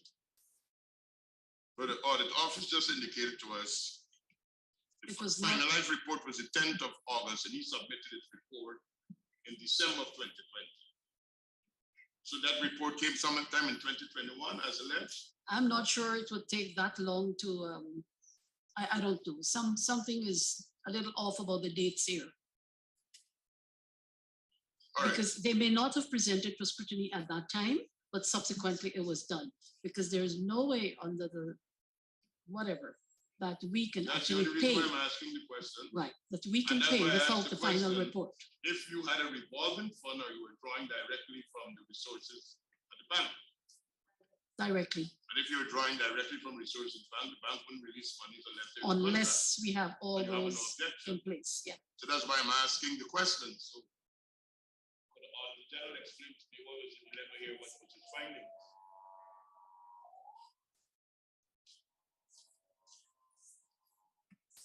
Mr. Chair, as I indicated earlier, these IDB audits are separate opinion audit. And the audit for 2019 was done in August, and these are some of the findings as per that report. If you notice in the report under Ministry of Legal Affairs, under this paragraph, the PS did not respond to any of these ABCD. They did a general response about a delay in execution of the project. So I'll have to double check with the previous report, subsequent report to see what happened and submit to PAC, my friends. Can that be done for Monday as well, AG? Yes, Mr. Chair.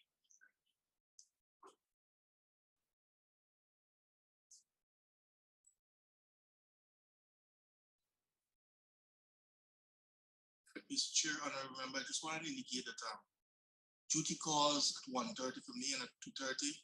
So I'm not rushing. I'm just saying if you see me leave, I'm not being rude, but I have Court of Appeal starting at 1:30. Understand.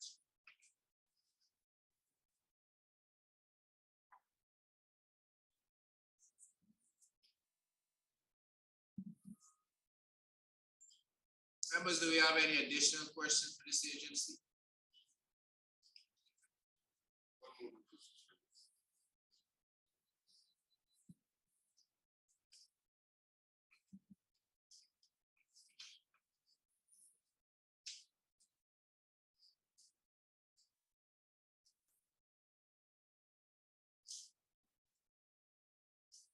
Because while the members searching, I'd agree that one could be sufficient to provide the PS with the answers to several questions that are still outstanding.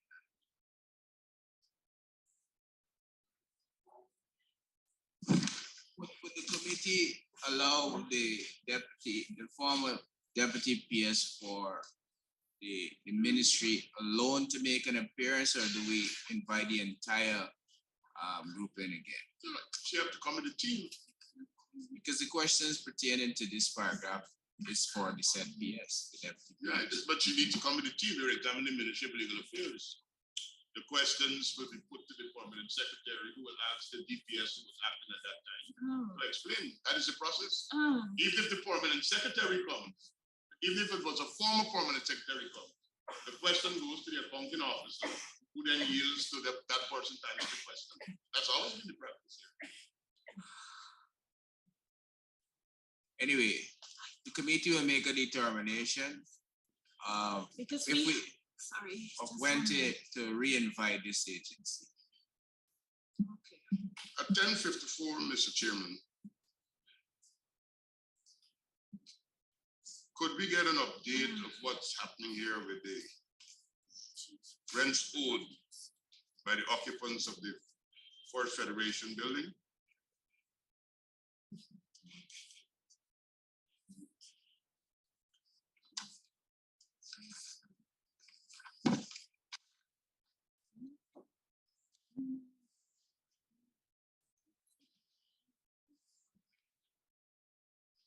I noticed that there is, to help, I noticed there was a response that you were making efforts to get it written up. Yes. There's a process that is involved in that. Have we done that? What is the situation? Yes. Well, What if you just explain to PAC, was it difficult with finding these people and getting the monies and so on? well, some of the persons, we're not finding them. Some would have migrated, some are deceased.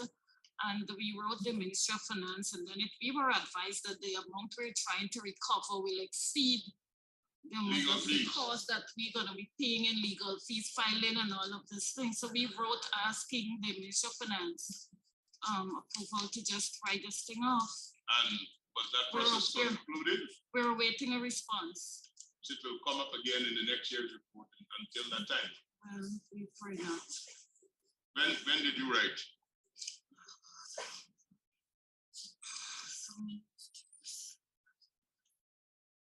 We wrote 2020, 2021, 2022.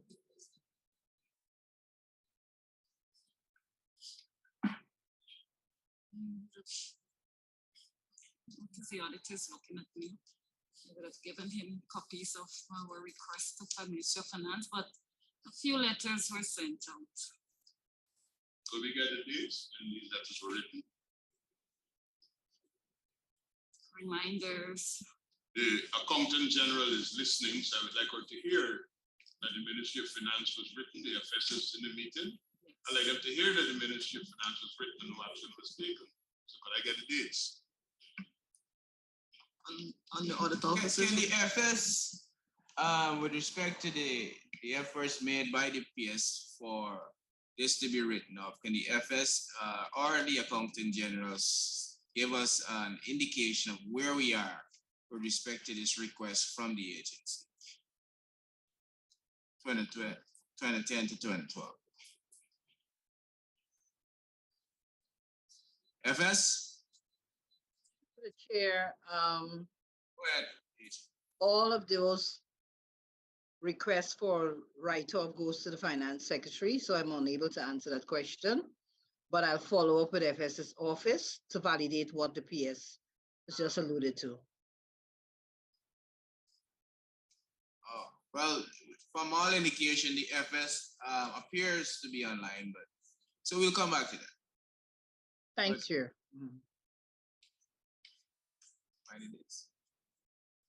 Go ahead, Agent.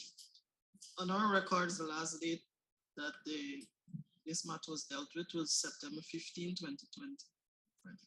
Thank you. New request.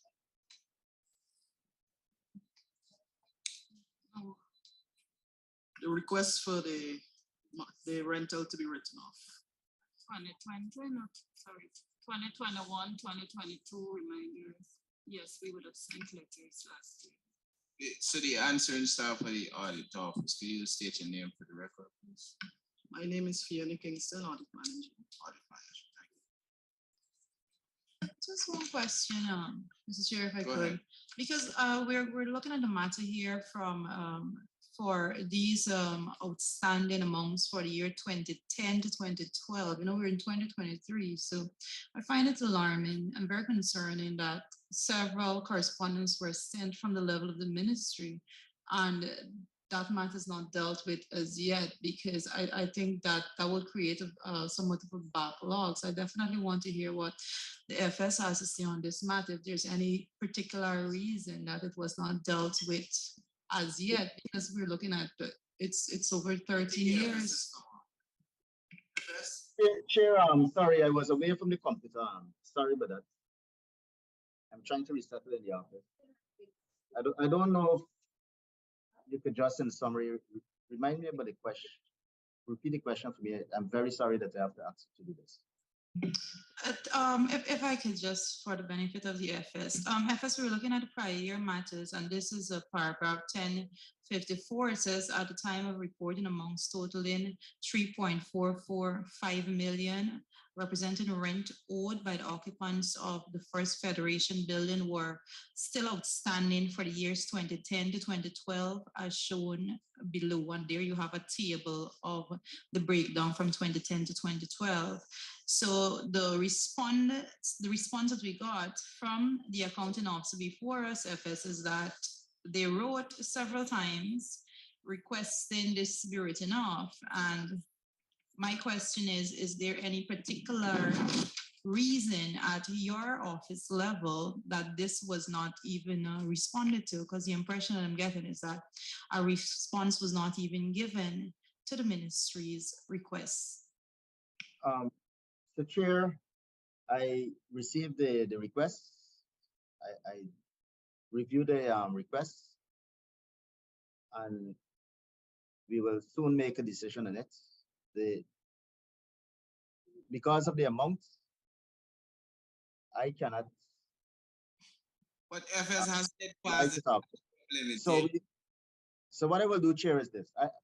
I and this is a promise I'm making now, that we resolve it shortly. Right? The ministry did everything that they were supposed to do. I reviewed the request, and very shortly we'll make a decision on this matter so that it won't come up in future reports. Okay, thank you, FS. Right, so definitely we'll make a decision on it this year. That is for sure. Okay, Member Finance, you have a follow-up.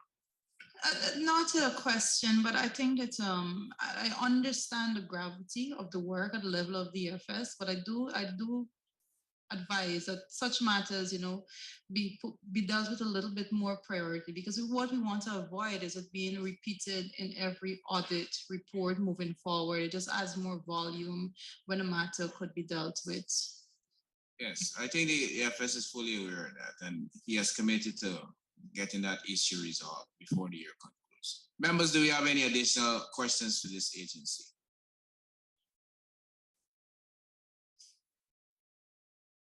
With that said, there being no other questions, PS, I want to thank you and your team for making an appearance and for committing to provide the PAC the responses for those set questions in the new week.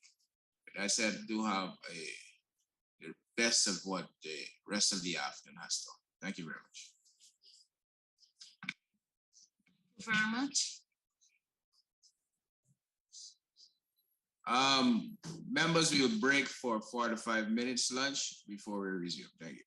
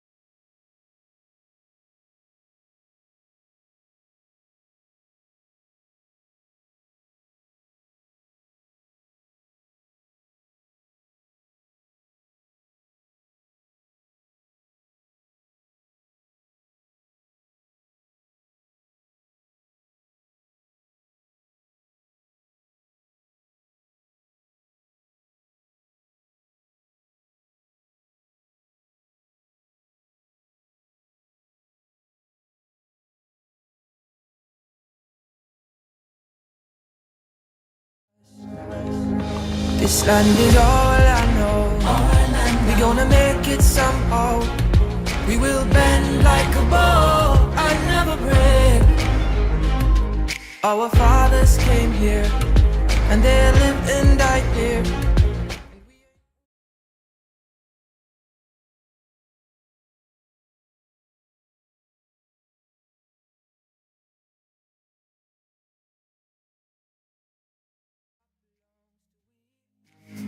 Not one blue sake, not one rice grain, not one rice, not a blade of grass. We love the open country of the Rupununi and the Essequibo, the daytime or night. Though we may criticize it, this is our home, we love it, and we need to keep it. We have that right. So we ain't giving up no mountain. We ain't giving up. We ain't giving up no tree. We ain't giving up. We ain't giving up no river. We ain't giving up. That belongs to we. Not one blue sake. Not one rice grain. Not one rice. Not a blade of grass. So we ain't giving up no mountains. We ain't giving up no tree. We ain't giving up no river. That belongs to we. Not one blue sake. Not one rice grain. Not one chorus. Not a blade of grass.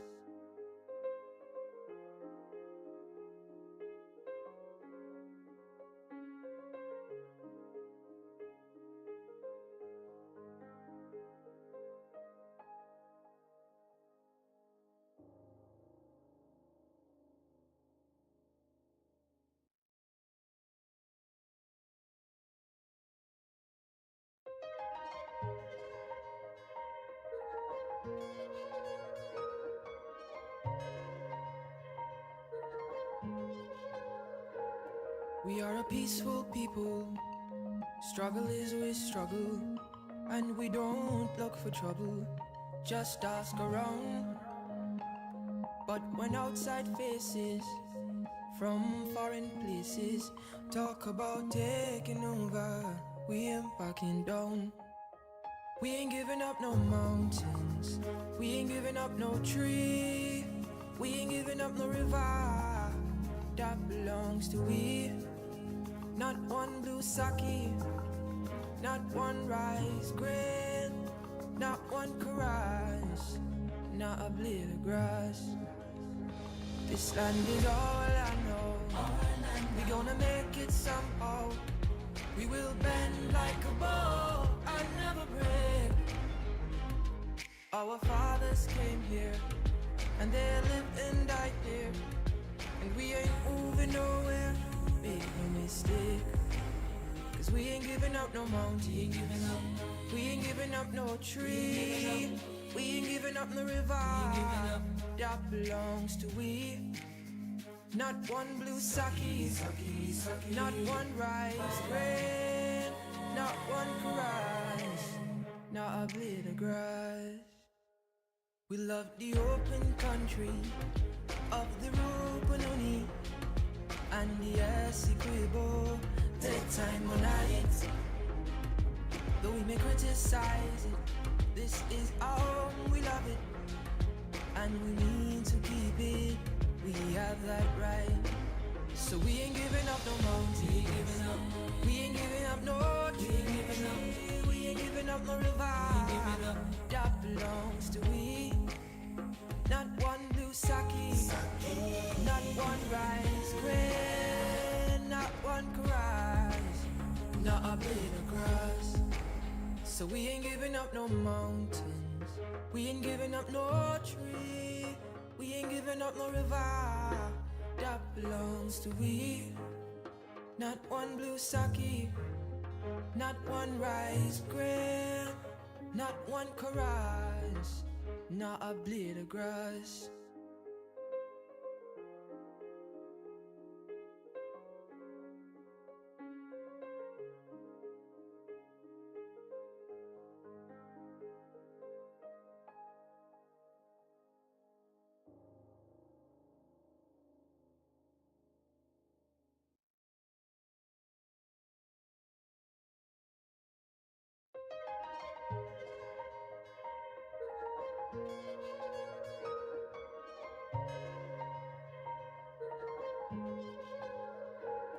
We are a peaceful people. Struggle is we struggle, and we don't look for trouble. Just ask around. But when outside faces from foreign places talk about taking over, we ain't backing down. We ain't giving up no mountains. We ain't giving up no tree. We ain't giving up no river. That belongs to we.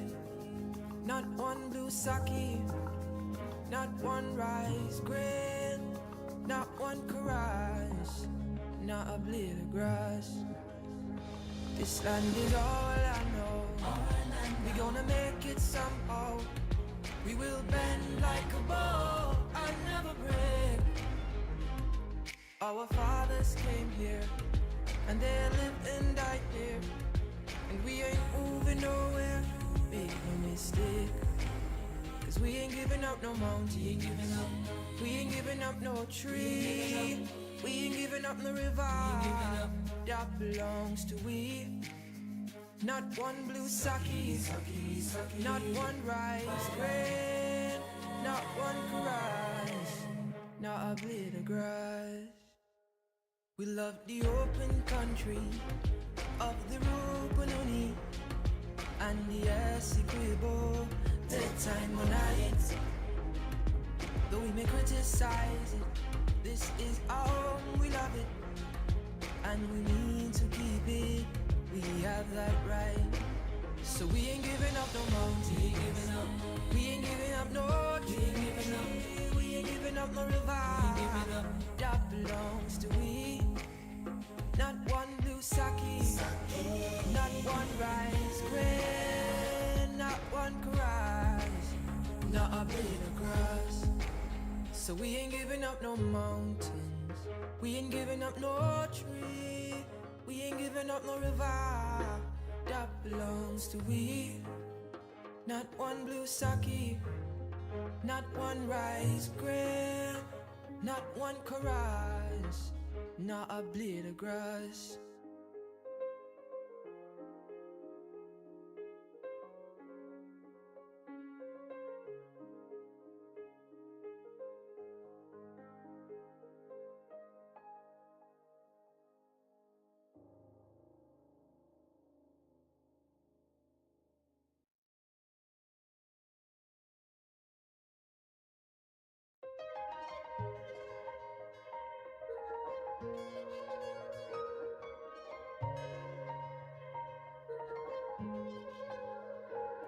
We are a peaceful people. Struggle is we struggle, and we don't look for trouble. Just ask around. But when outside faces from foreign places talk about taking over, we ain't backing down. We ain't giving up no mountains. We ain't giving up no tree. We ain't giving up no river that belongs to we. Not one blue sake, not one rice grain, not one karage, not a blade of grass. This land is all I know. We gonna make it somehow. We will bend like a bow and never break. Our fathers came here and they lived and died here, and we ain't moving nowhere. Make no mistake, cause we ain't giving up no mountain. We ain't giving up no tree. We ain't giving up no river that belongs to we. Not one blue sake, not one rice grain, not one karage, not a blade of grass. We love the open country of the Rupununi and the Essequibo, the time when night. Though we may criticize it, this is our home, we love it, and we need to keep it. We have that right, so we ain't giving up no mountain. We ain't giving up no tree. We ain't giving up no river that belongs to we. Not one blue sake, not one rice grain, not one karage, not a blade of grass. So we ain't giving up no mountains. We ain't giving up no tree. We ain't giving up no river that belongs to we. Not one blue sake, not one rice grain, not one karage, not a blade of grass.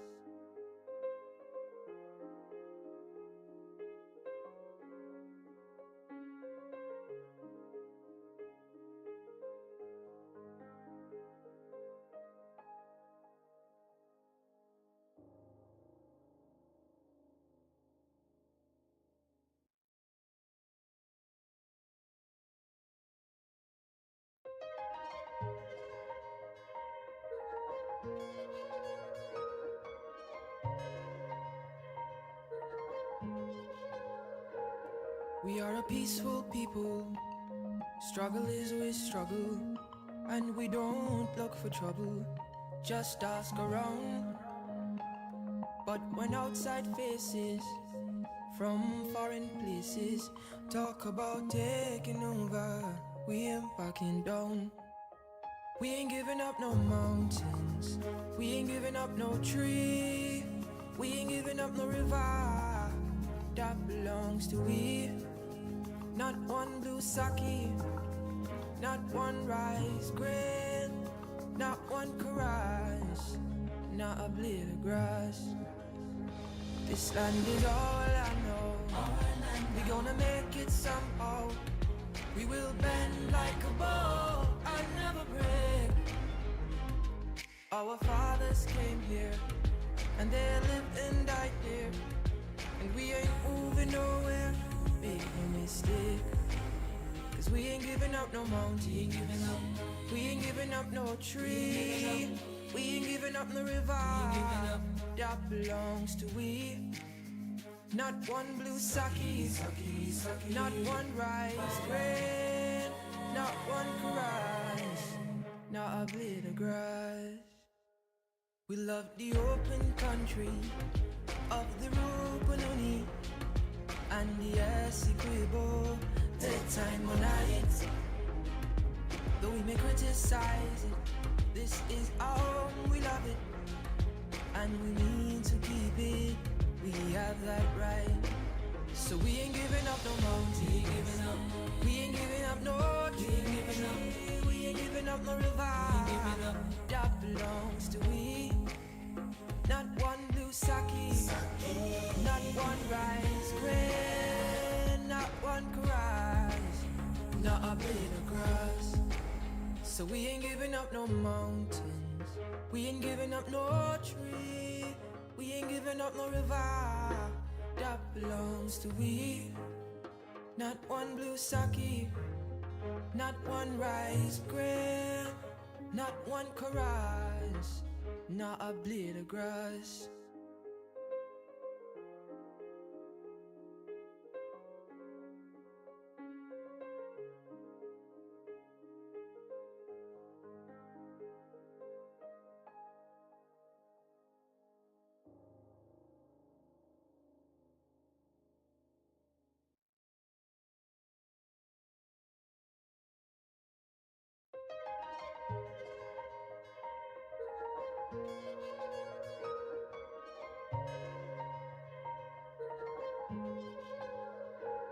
We are a peaceful people. Struggle is we struggle, and we don't look for trouble. Just ask around. But when outside faces from foreign places talk about taking over, we ain't backing down. We ain't giving up no mountains, we ain't giving up no tree, we ain't giving up no river that belongs to we. Not one blue sake, not one rice grain, not one caress, not a blade of grass. This land is all I know. We gonna make it somehow. We will bend like a bow and never break. Our fathers came here and they lived and died here, and we ain't moving nowhere. Big mistake. Cause we ain't giving up no mountain, we ain't giving up no tree, we ain't giving up no river that belongs to we. Not one blue sake, not one rice grain, not one caress, not a blade of grass. We love the open country of the Rupununi and the Essequibo, the time on night. Though we may criticize it, this is our home, we love it, and we mean to keep it. We have that right. So we ain't giving up no mountain, we ain't giving up no tree, we ain't giving up no river that belongs to we. Not one blue sake, not one rice grain, not blade of grass. So we ain't giving up no mountains, we ain't giving up no tree, we ain't giving up no river that belongs to we. Not one blue sake, not one rice grain, not one chorus, not a blade of grass.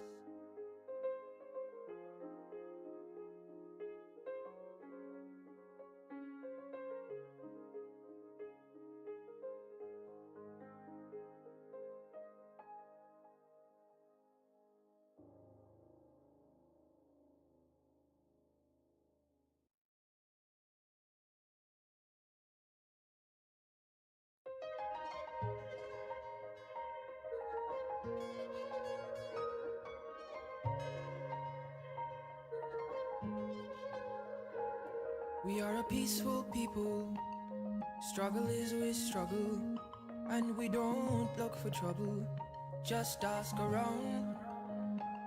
But when outside faces from foreign places talk about taking over, we ain't backing down. We ain't giving up no mountains, we ain't giving up no tree, we ain't giving up no river that belongs to we. Not one blue sake, not one rice grain, not one chorus, not a blade of grass. This land is all I know, we gonna make it somehow. We will bend like a bow and never break. Our fathers came here, and they lived and died here, and we ain't moving nowhere, make no mistake. Cause we ain't giving up no mountain, we ain't giving up no tree, we ain't giving up no river that belongs to we. Not one blue sake, not one rice grain, not one chorus, not a blade of grass. We love the open country of the Rupununi and the Essequibo, the time when night. Though we may criticize it, this is our home, we love it, and we need to keep it. We have that right. So we ain't giving up no mountain, we ain't giving up no tree, we ain't giving up no river that belongs to we. Not one blue sake, not one rice grain, not one chorus, not a blade of grass. So we ain't giving up no mountains, we ain't giving up no tree, we ain't giving up no river that belongs to we. Not one blue sake, not one rice grain, not one chorus, not a blade of grass.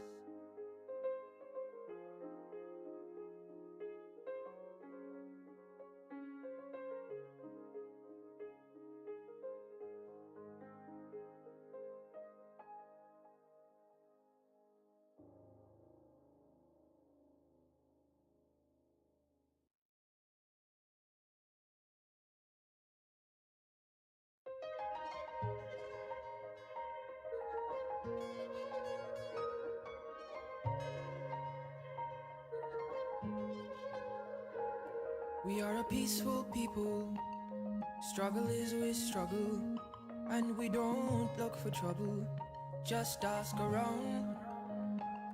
But when outside faces from foreign places talk about taking over, we ain't backing down. We ain't giving up no mountains, we ain't giving up no tree, we ain't giving up no river that belongs to we. Not one blue sake, not one rice grain, not one chorus, not a blade of grass. This land is all I know, we gonna make it somehow. We will bend like a bow and never break. Our fathers came here, and they lived and died here, and we ain't moving nowhere, make no mistake. Cause we giving up no mountain. We ain't giving up no tree. We ain't giving up no river. That belongs to we. Not one blue sake, not one rice grain, not one rice, not a blade of grass. We love the open country of the Rupununi and the Essequibo, the time on night. Though we may criticize it, this is our home, we love it, and we need to keep it. We have that right. So we ain't giving up no mountain. We ain't giving up no tree. We ain't giving up no river. That belongs to we. Not one blue sake, not one rice grain, not one rice, not a blade of grass. So we ain't giving up no mountains. We ain't giving up no tree. We ain't giving up no river. That belongs to we. Not one blue sake, not one rice grain, not one rice, not a blade of grass.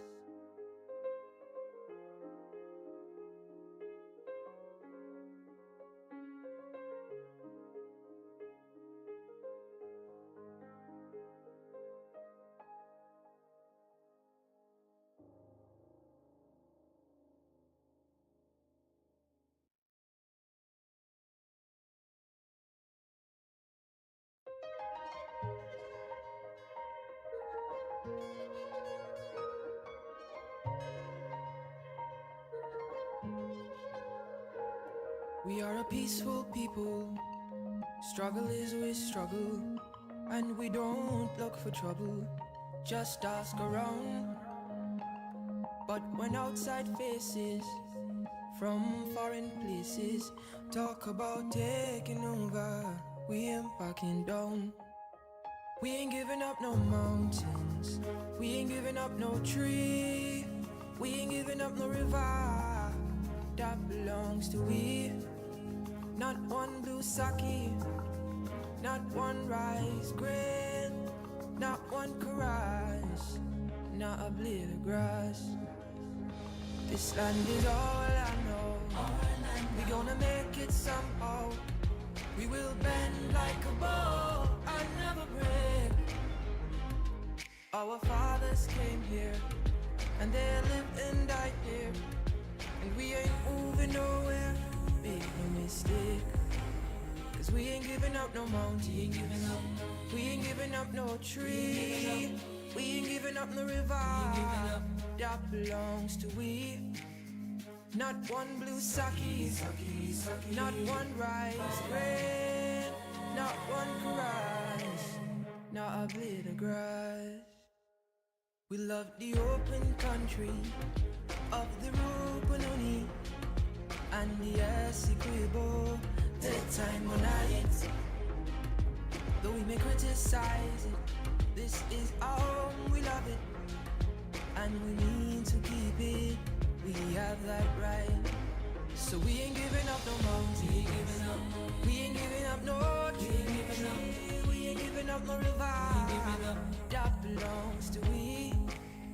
Not one blue sake, not one rice grain, not one rice, not a blade of grass. So we ain't giving up no mountains. We ain't giving up no tree. We ain't giving up no river. That belongs to we. Not one blue sake, not one rice grain, not one rice, not a blade of grass.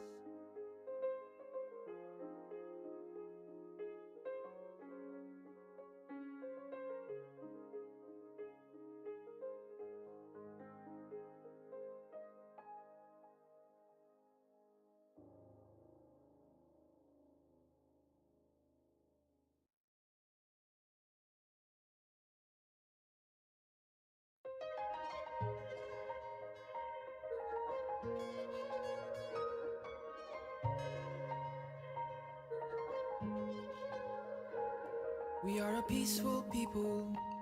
Struggle is we struggle, and we don't look for trouble, just ask around. But when outside faces from foreign places talk about taking over, we ain't backing down. We ain't giving up no mountains, we ain't giving up no tree, we ain't giving up no river that belongs to we. Not one blue sake, not one rice grain, not one caress, not a blade of grass. This land is all I know. We gonna make it somehow. We will bend like a bow and never break. Our fathers came here and they lived and died here, and we ain't moving nowhere. Make no mistake, 'cause we ain't giving up no mountain, we ain't giving up no tree, we ain't giving up no river that belongs to we. Not one blue sake, not one rice grain, not one caress, not a blade of grass. We love the open country of the Rupununi and the Essequibo, the time on night. Though we may criticize it, this is our home, we love it, and we need to keep it. We have that right. So we ain't giving up no mountain, we ain't giving up no tree, we ain't giving up no river that belongs to we. Not one blue sake, not one rice grain, not one caress, not a blade of grass. So we ain't giving up no mountains, we ain't giving up no tree, we ain't giving up no river that belongs to we. Not one blue sake, not one rice grain, not one caress, not a blade of grass.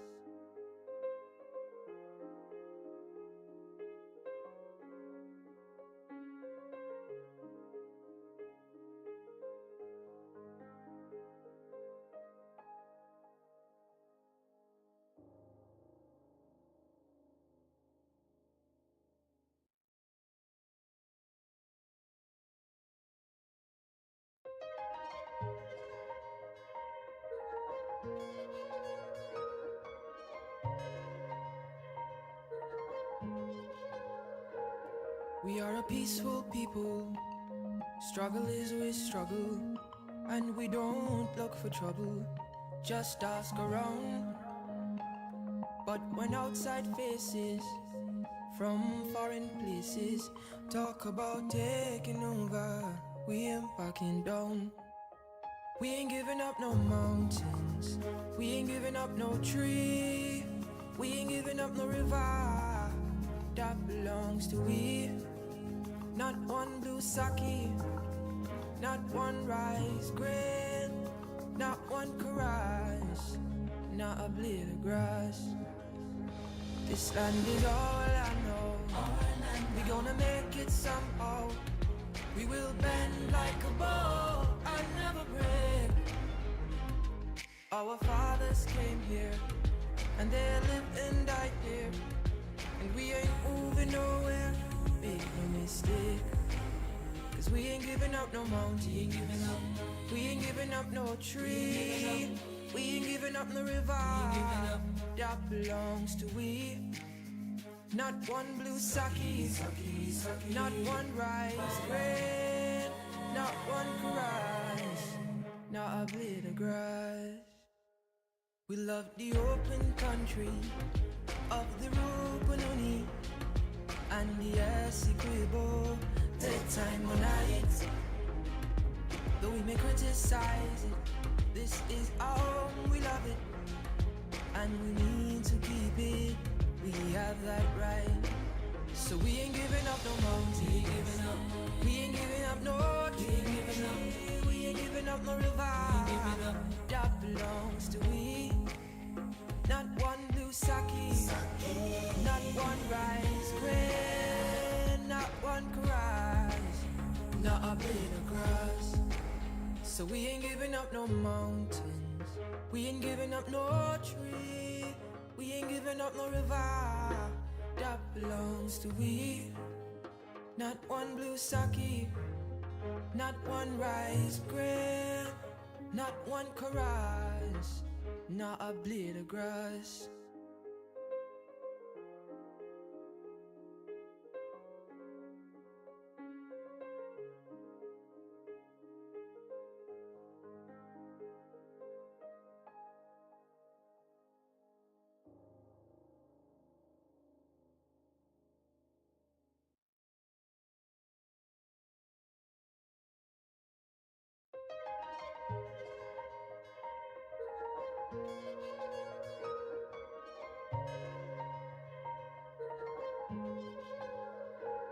We are a peaceful people, struggle is we struggle, and we don't look for trouble, just ask around. But when outside faces from foreign places talk about taking over, we ain't backing down. We ain't giving up no mountains, we ain't giving up no tree, we ain't giving up no river that belongs to we. Not one blue sake, not one rice grain, not one chorus, not a blade of grass. This land is all I know, we gonna make it somehow. We will bend like a bow and never break. Our fathers came here, and they lived and died here, and we ain't moving nowhere, big no mistake. Cause we ain't giving up no mountain, we ain't giving up no tree, we ain't giving up no river that belongs to we. Not one blue sake, not one rice grain, not one chorus, not a blade of grass. We love the open country of the Rupununi and the Essequibo, daytime or night.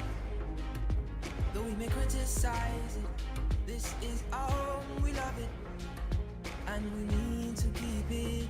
We have that right. So we ain't giving up no mountain, we ain't giving up no tree, we ain't giving up no river that belongs to we. Not one blue sake, not one rice grain, not one chorus, not a blade of grass. So we ain't giving up no mountains, we ain't giving up no tree, we ain't giving up no river that belongs to we. Not one blue sake, not one rice grain, not one chorus, not a blade of grass.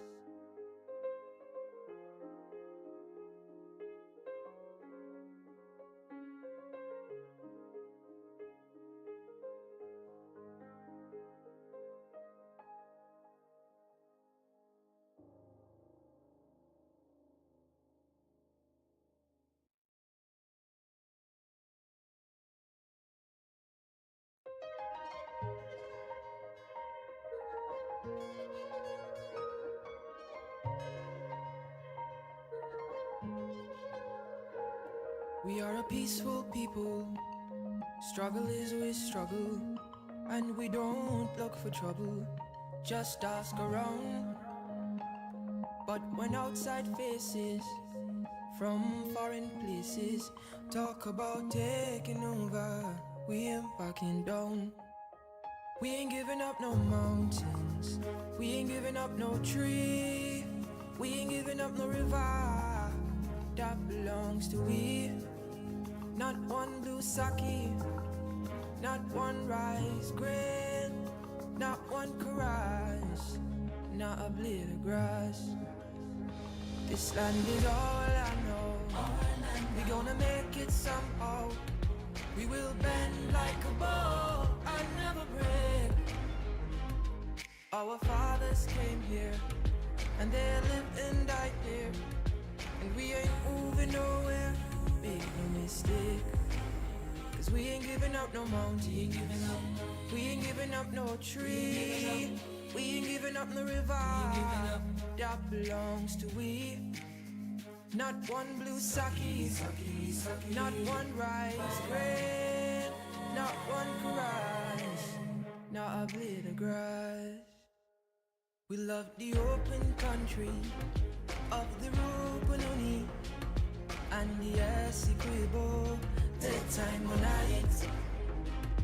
Though we may criticize it, this is our home, we love it, and we need to keep it. We have that right. So we ain't giving up no mountain. We ain't giving up no tree. We ain't giving up no river. That belongs to we. Not one blue sake, not one rice grain, not one rice, not a blade of grass. So we ain't giving up no mountains. We ain't giving up no tree. We ain't giving up no river. That belongs to we. Not one blue sake, not one rice grain, not one rice, not a blade of grass.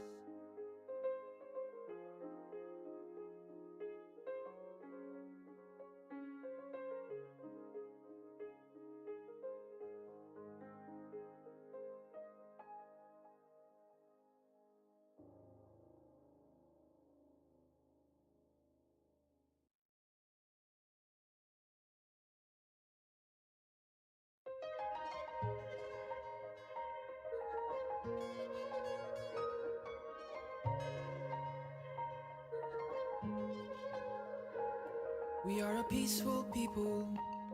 Struggle is we struggle, and we don't look for trouble. Just ask around. But when outside faces from foreign places talk about taking over, we ain't backing down. We ain't giving up no mountains. We ain't giving up no tree. We ain't giving up no river. That belongs to we. Not one blue sake, not one rice grain, not one rice, not a blade of grass. This land is all I know. We gonna make it somehow. We will bend like a bow and never break. Our fathers came here and they lived and died here, and we ain't moving nowhere. Make no mistake, 'cause we ain't giving up no mountain. We ain't giving up no tree. We ain't giving up no river. That belongs to we. Not one blue sake, not one rice grain, not one rice, not a blade of grass. We love the open country of the Rupununi and the Essequibo, the time of night. Though we may criticize it, this is our home, we love it, and we need to keep it. We have that right. So we ain't giving up no mountain. We ain't giving up no tree. We ain't giving up no river. That belongs to we. Not one blue sake, not one rice grain, not one rice, not a blade of grass. So we ain't giving up no mountains. We ain't giving up no tree. We ain't giving up no river. That belongs to we.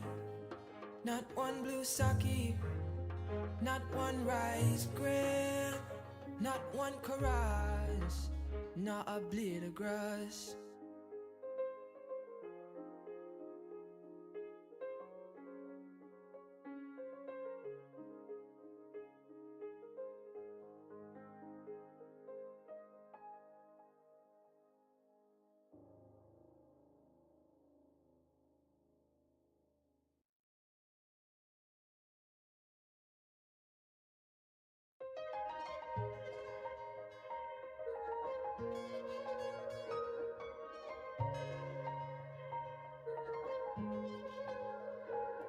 We are a peaceful people.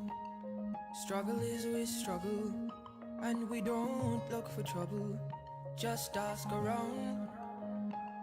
But when outside faces from foreign places talk about taking over, we ain't backing down. We ain't giving up no mountains, we ain't giving up no tree, we ain't giving up no river that belongs to we. Not one blue sake, not one rice grain, not one caress, not a blade of grass. This land is all I know. We gonna make it somehow. We will bend like a bow and never break. Our fathers came here and they lived and died here, and we ain't moving nowhere. Make no mistake, 'cause we ain't giving up no mountain, we ain't giving up no tree, we ain't giving up no river that belongs to we. Not one blue sake, not one rice grain, not one caress, not a blade of grass. We love the open country of the Rupununi and the Essequibo, the time when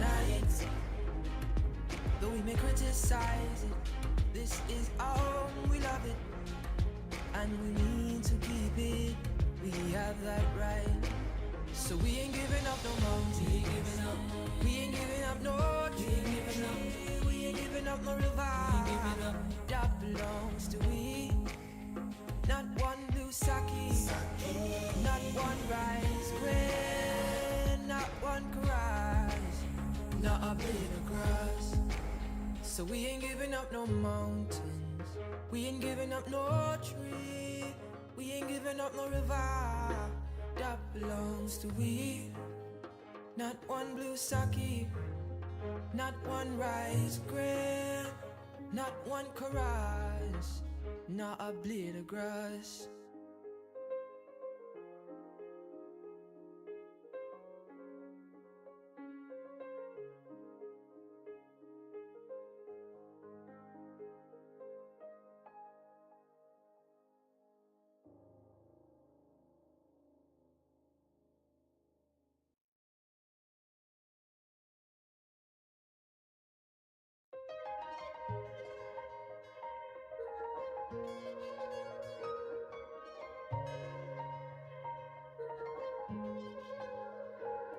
We are a peaceful people, struggle is we struggle, and we don't look for trouble, just ask around. But when outside faces from foreign places talk about taking over, we ain't backing down. We ain't giving up no mountains, we ain't giving up no tree, we ain't giving up no river that belongs to we. Not one blue sake, not one rice grain, not one caress, not a blade of grass. This land is all I know. We gonna make it somehow. We will bend like a bow and never break. Our fathers came here and they lived and died here, and we ain't moving nowhere. Make no mistake, 'cause we ain't giving up no mountain, we ain't giving up no tree, we ain't giving up no river that belongs to we. Not one blue sake, not one rice grain, not one caress, not a blade of grass. We love the open country of the Rupununi and the Essequibo, the time when though we may criticize it, this is our home, we love it, and we need to keep it. We have that right, so we ain't giving up no mountain, we ain't giving up no tree, we ain't giving up no river that belongs to we. Not one blue sake, not one rice grain, not one caress, not a blade of grass. So we ain't giving up no mountains, we ain't giving up no tree, we ain't giving up no river that belongs to we. Not one blue sake, not one rice grain, not one chorus, not a blade of grass.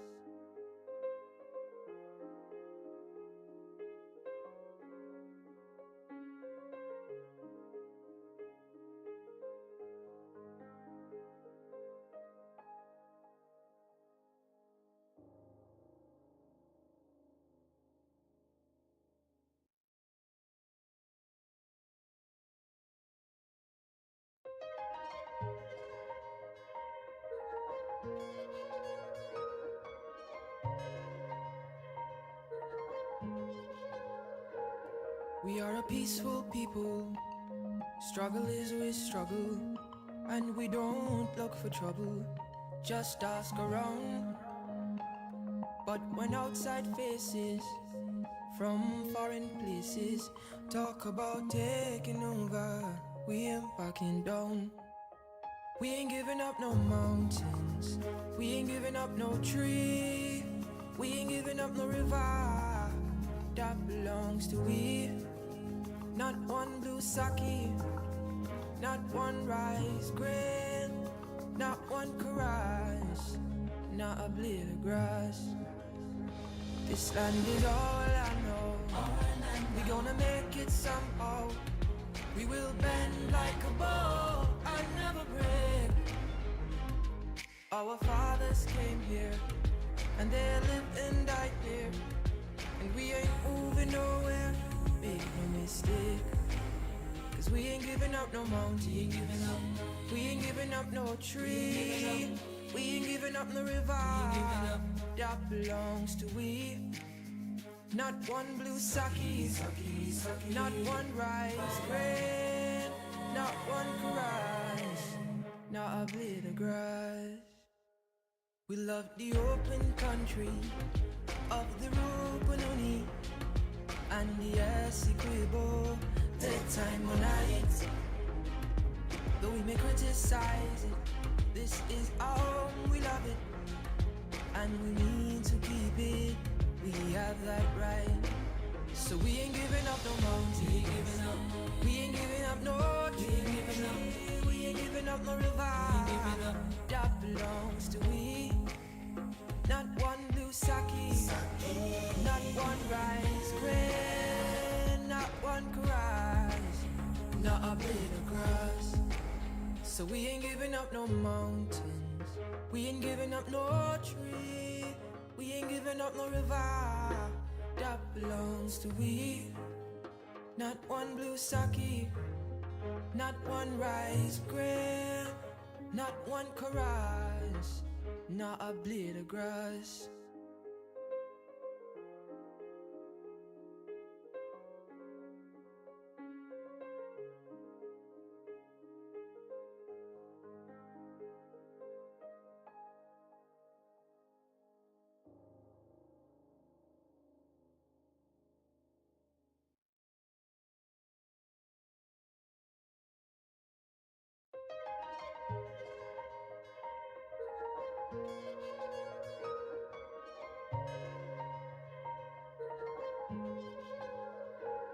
We are a peaceful people, struggle is we struggle, and we don't look for trouble, just ask around.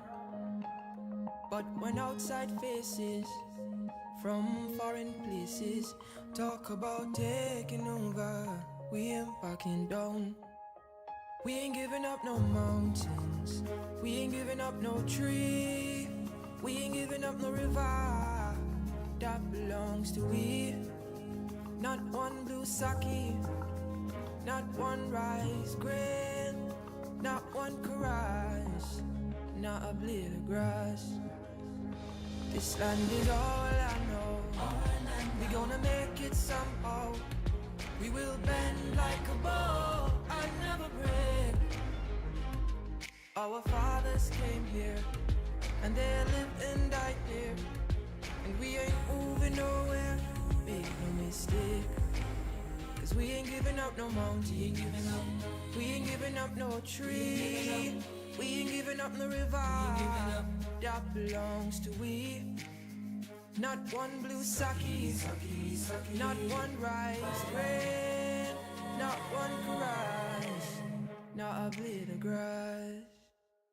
We love the open country of the Rupununi and the Essequibo, daytime or night. Though we may criticize it, this is our home, we love it, and we need to keep it. We have that right. So we ain't giving up no mountain.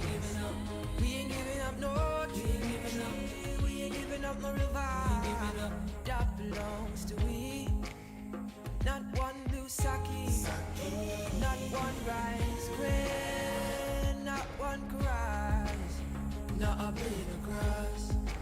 So we ain't giving up no mountains. We ain't giving up no tree. We ain't giving up no river. That belongs to we.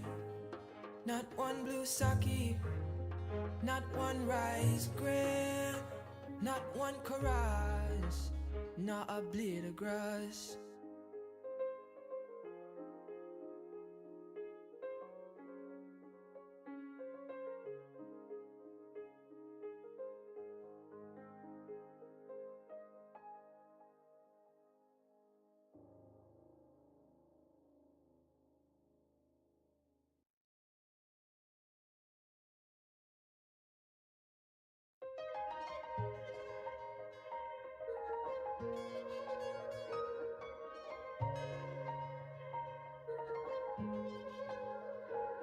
We are a peaceful people. Struggle is we struggle, and we don't look for trouble. Just ask around. But when outside faces from foreign places talk about taking over, we ain't backing down. We ain't giving up no mountains. We ain't giving up no tree. We ain't giving up no river. That belongs to we. Not one blue sake, not one rice grain, not one chorus, not a blade of grass. This land is all I know. We gonna make it somehow. We will bend like a bow and never break. Our fathers came here and they lived and died here, and we ain't moving nowhere. Make no mistake, cause we ain't giving up no mountain. We ain't giving up no tree. We ain't giving up no river. That belongs to we. Not one blue sake, not one rice grain, not one grass, not a blade of grass. We love the open country of the Rupununi and the Essequibo, daytime or night. Though we may criticize it, this is our home, we love it, and we need to keep it. We have that right. So we ain't giving up no mountain. We ain't giving up no tree. We ain't giving up no river. That belongs to we. Not one blue sake, not one rice grain, not one grass, not a blade of grass. So we ain't giving up no mountains. We ain't giving up no tree. We ain't giving up no river. That belongs to we. Not one blue sake, not one rice grain, not one chorus, not a blade of grass.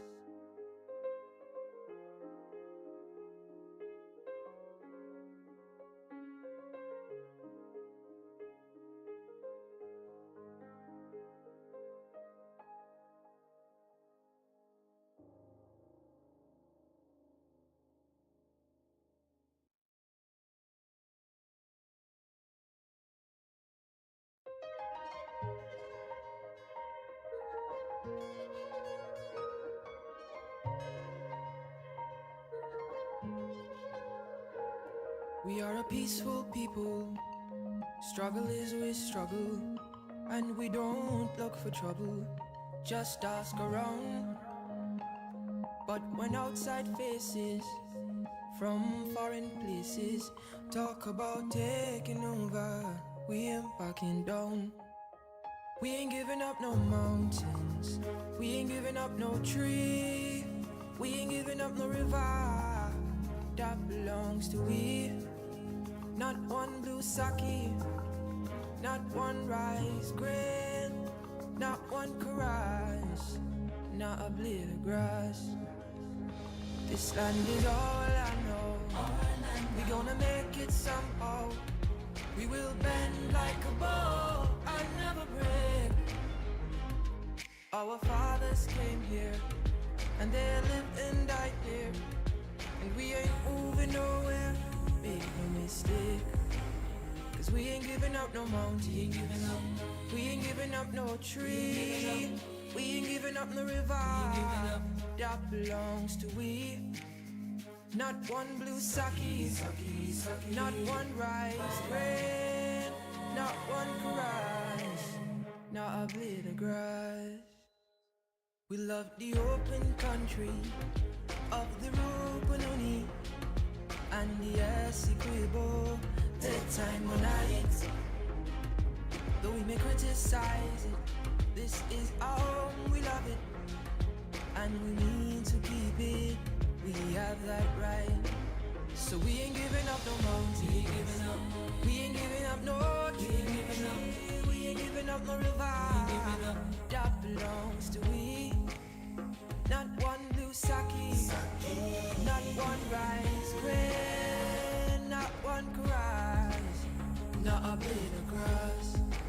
So we ain't giving up no mountains, we ain't giving up no tree, we ain't giving up no river that belongs to we.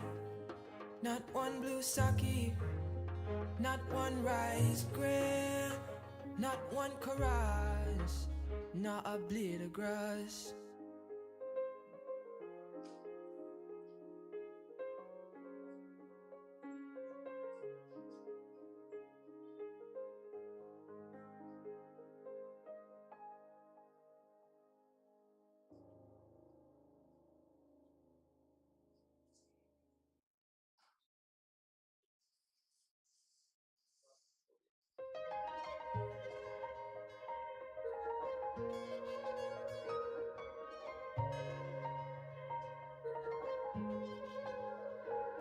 We are a peaceful people.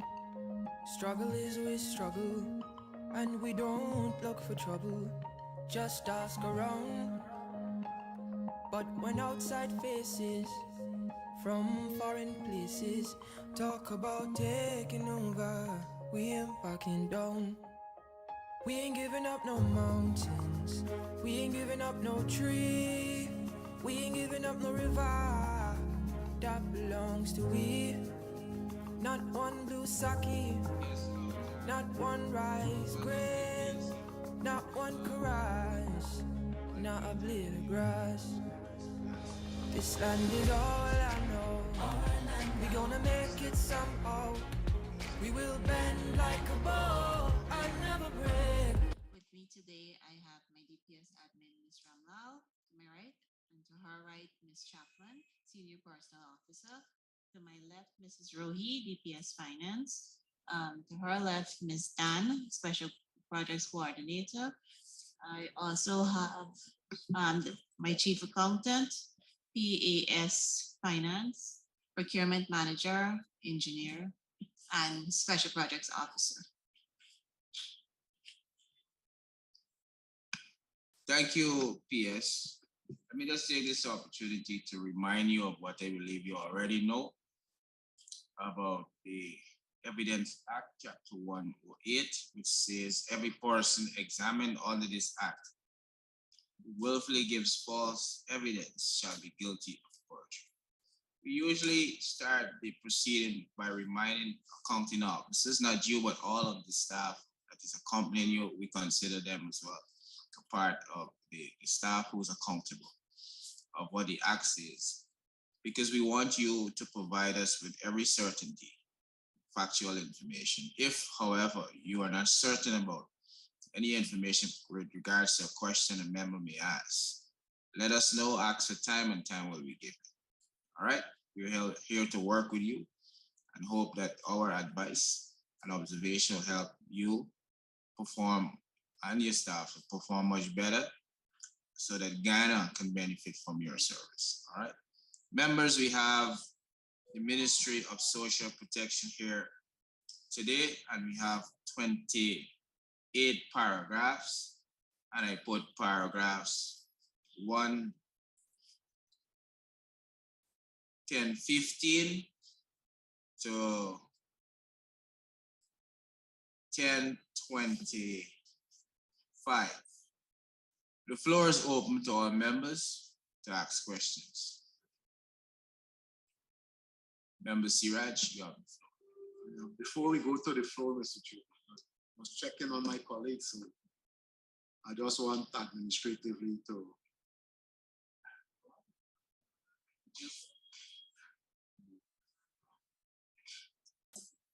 Before my goodness.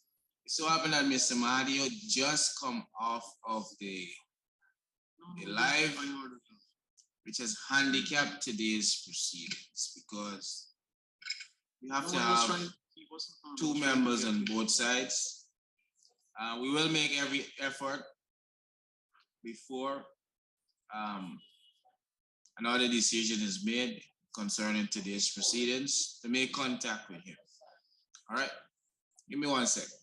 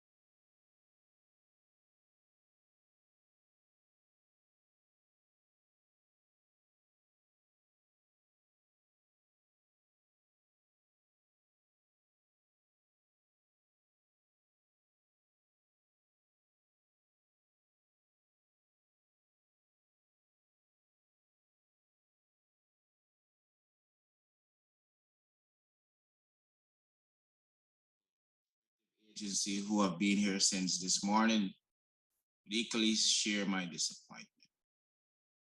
But the rules of the committee must be respected and it must be followed.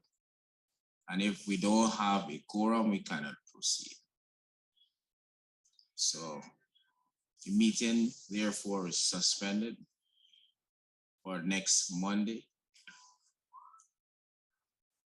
I don't want to even tender an apology because I'm angry this unfortunate event. Nevertheless, in the festive season of Pagua, we take the opportunity to wish all of us a happy Pagua celebration. Meeting is adjourned. Thank you. So, Mr. Chairman, before My apologies. Members who may want to extend greetings, you do have it. Thank you, sir. Sir, that's the first, I was honestly planning to extend Pagua greetings to all and sundry, especially our friends here at the Public Accounts Committee, the staff of Parliament, the staff from the AG's office, my colleagues on the other side, whom right now happens to be only Mr. Dharam Kumar Siraj. And I was planning on doing this under any other business, but let me take the opportunity in doing so now to extend Pagua greetings to all and to say that this season is one where good triumphs over evil. And in so doing, I hope that we can find common grounds to work and continue to work for the development of this country for the benefit of all Guyanese. But those messages come with mixed emotions on the basis of us abruptly ending our Public Accounts Committee, all because of a quorum. And you know, for the sake of reiteration, I must say that the quorum issue presents again a problem for the country, because these staff members we have before us here, Ministry of Human Services and Social Security, we have in the waiting room the Ministry of Natural Resources and the Ministry of Business. And these staff members have been here since 10 o'clock this morning. And I'm sure they were expecting to be a part of Public Accounts Committee to get this over with so that they can continue with their job at their respective ministries. A lot of time now has lost on their part and of course on our part also. And that is very, very unfortunate. We continue to suffer as a Public Accounts Committee. We continue to be held in a manner where at the whims and fancies of a government, whether they choose to be present or not. And that is what is holding up the work of the Public Accounts Committee. Imagine we're in the year 2023, deliberating on 2019, and we still have the 2017, 2018 reports to finalize. This is totally unacceptable, sir. And I trust that some remedy can be found, and perhaps the only one I can think of is reverting back to what was a quorum since 1963 to 2022. On that vein, sir, I say happy Pagua to you and your family, and again, all and sundry. Thank you. Member Siraj, you wanna? Thank you, Mr. Chairman. Please allow me this opportunity to extend to you, members of staff, members, my colleagues on the other side, members of the ministry before us, other members of the supporting staff, to extend best wishes on this auspicious occasion. And I think it's the first in a long time, the day before I put in some work before the Pagua celebration. But nevertheless, all the best to everyone, and I wish everyone good holiday. Yes. Let me also give Member Finance the floor before I adjourn the meeting. Thank you, sir. Let me just start by saying I am frustrated, to say the least, that this meeting has to be adjourned because of lack of a quorum, sir, because we've had several meetings that were in circumstances that it's not correlated, and those meetings had to be canceled. To sit this morning that we started, I was optimistic about us going through the agenda as scheduled, and I want to say that I can only imagine the frustration, the level of the representatives from the ministry, because they have been here throughout the day waiting and waiting. So I am not at all the least bit. I can't extend apologies like you rightly said, sir, because it is ridiculous at this point in time. It is ridiculous that we're sitting here at the level of PAC and we cannot continue the meeting because we have members, because persons from the government side is just one person, and the new rule as so put in place is that it must be a minimum of 2 government members here. So I think the government members need to make an effort at the very least to make sure that these meetings are carried out. It's very important, and we're looking at the 2019 report, and we will continue to show up as statutory requires every single Monday morning for these meetings to be had. And I trust and I urge government members to make sure that they are present here so that we can continue our work. And so I cannot not say to the ministry staff here, members of the AG's office, we have the FS on, we have the Accountant General on, also persons online, members of Parliament. You know, as my colleague Siraj on the opposite side right now, I have to say, you know, happy Pago to everyone. I know I'll be partaking fully in the festivities tomorrow, and hopefully I meet up with a couple of you there as well. So happy Pago, guys. Yes, thank you, members. It is indeed a disappointing afternoon, and it reaffirms the positions that we would have articulated, that the change of the quorum will definitely handicap, stymie the work of the Public Accounts Committee, and the fact that we have had successive suspension and aborting of the Public Accounts Committee because of government's failure to attend confirms and reaffirms the positions that we would have articulated, that the change of the quorum is not good in the execution of the mandate of the Public Accounts Committee. I see it as a disrespect to this committee.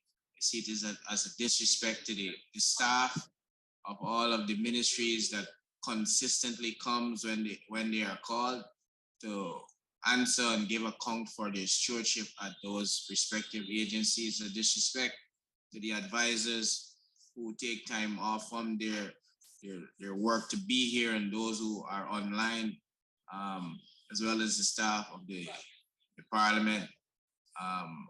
It is somewhat, in my view, a disrespect to hard work in public service. So as the member of finance would have indicated, it's our hope, it's our desire that government will take the task of the responsibility to attend the Public Accounts Committee serious. We believe transparency and accountability is of utmost importance with regards to the resources of the state, of which this committee plays a pivotal role in ensuring that that is achieved. To all of the viewing members of the public, we want to extend on behalf of the Public Accounts Committee, all staff of the Parliament, a happy Pago, and we trust that you participate in the event as Guyanese and enjoy the festivities in a safe and peaceful celebration. Thank you very much.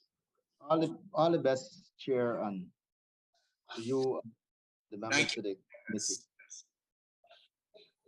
Chair, to you and team, and to all the other staff of the Ministry's Human Services and members, happy Pago to all of you. Thank you very much. We will be extending an invitation to the ministries and the agencies that are here for next Monday. All right. Thank you, ladies and gentlemen. Meeting is adjourned until next Monday. Patrick, that's 7 corridor. We got.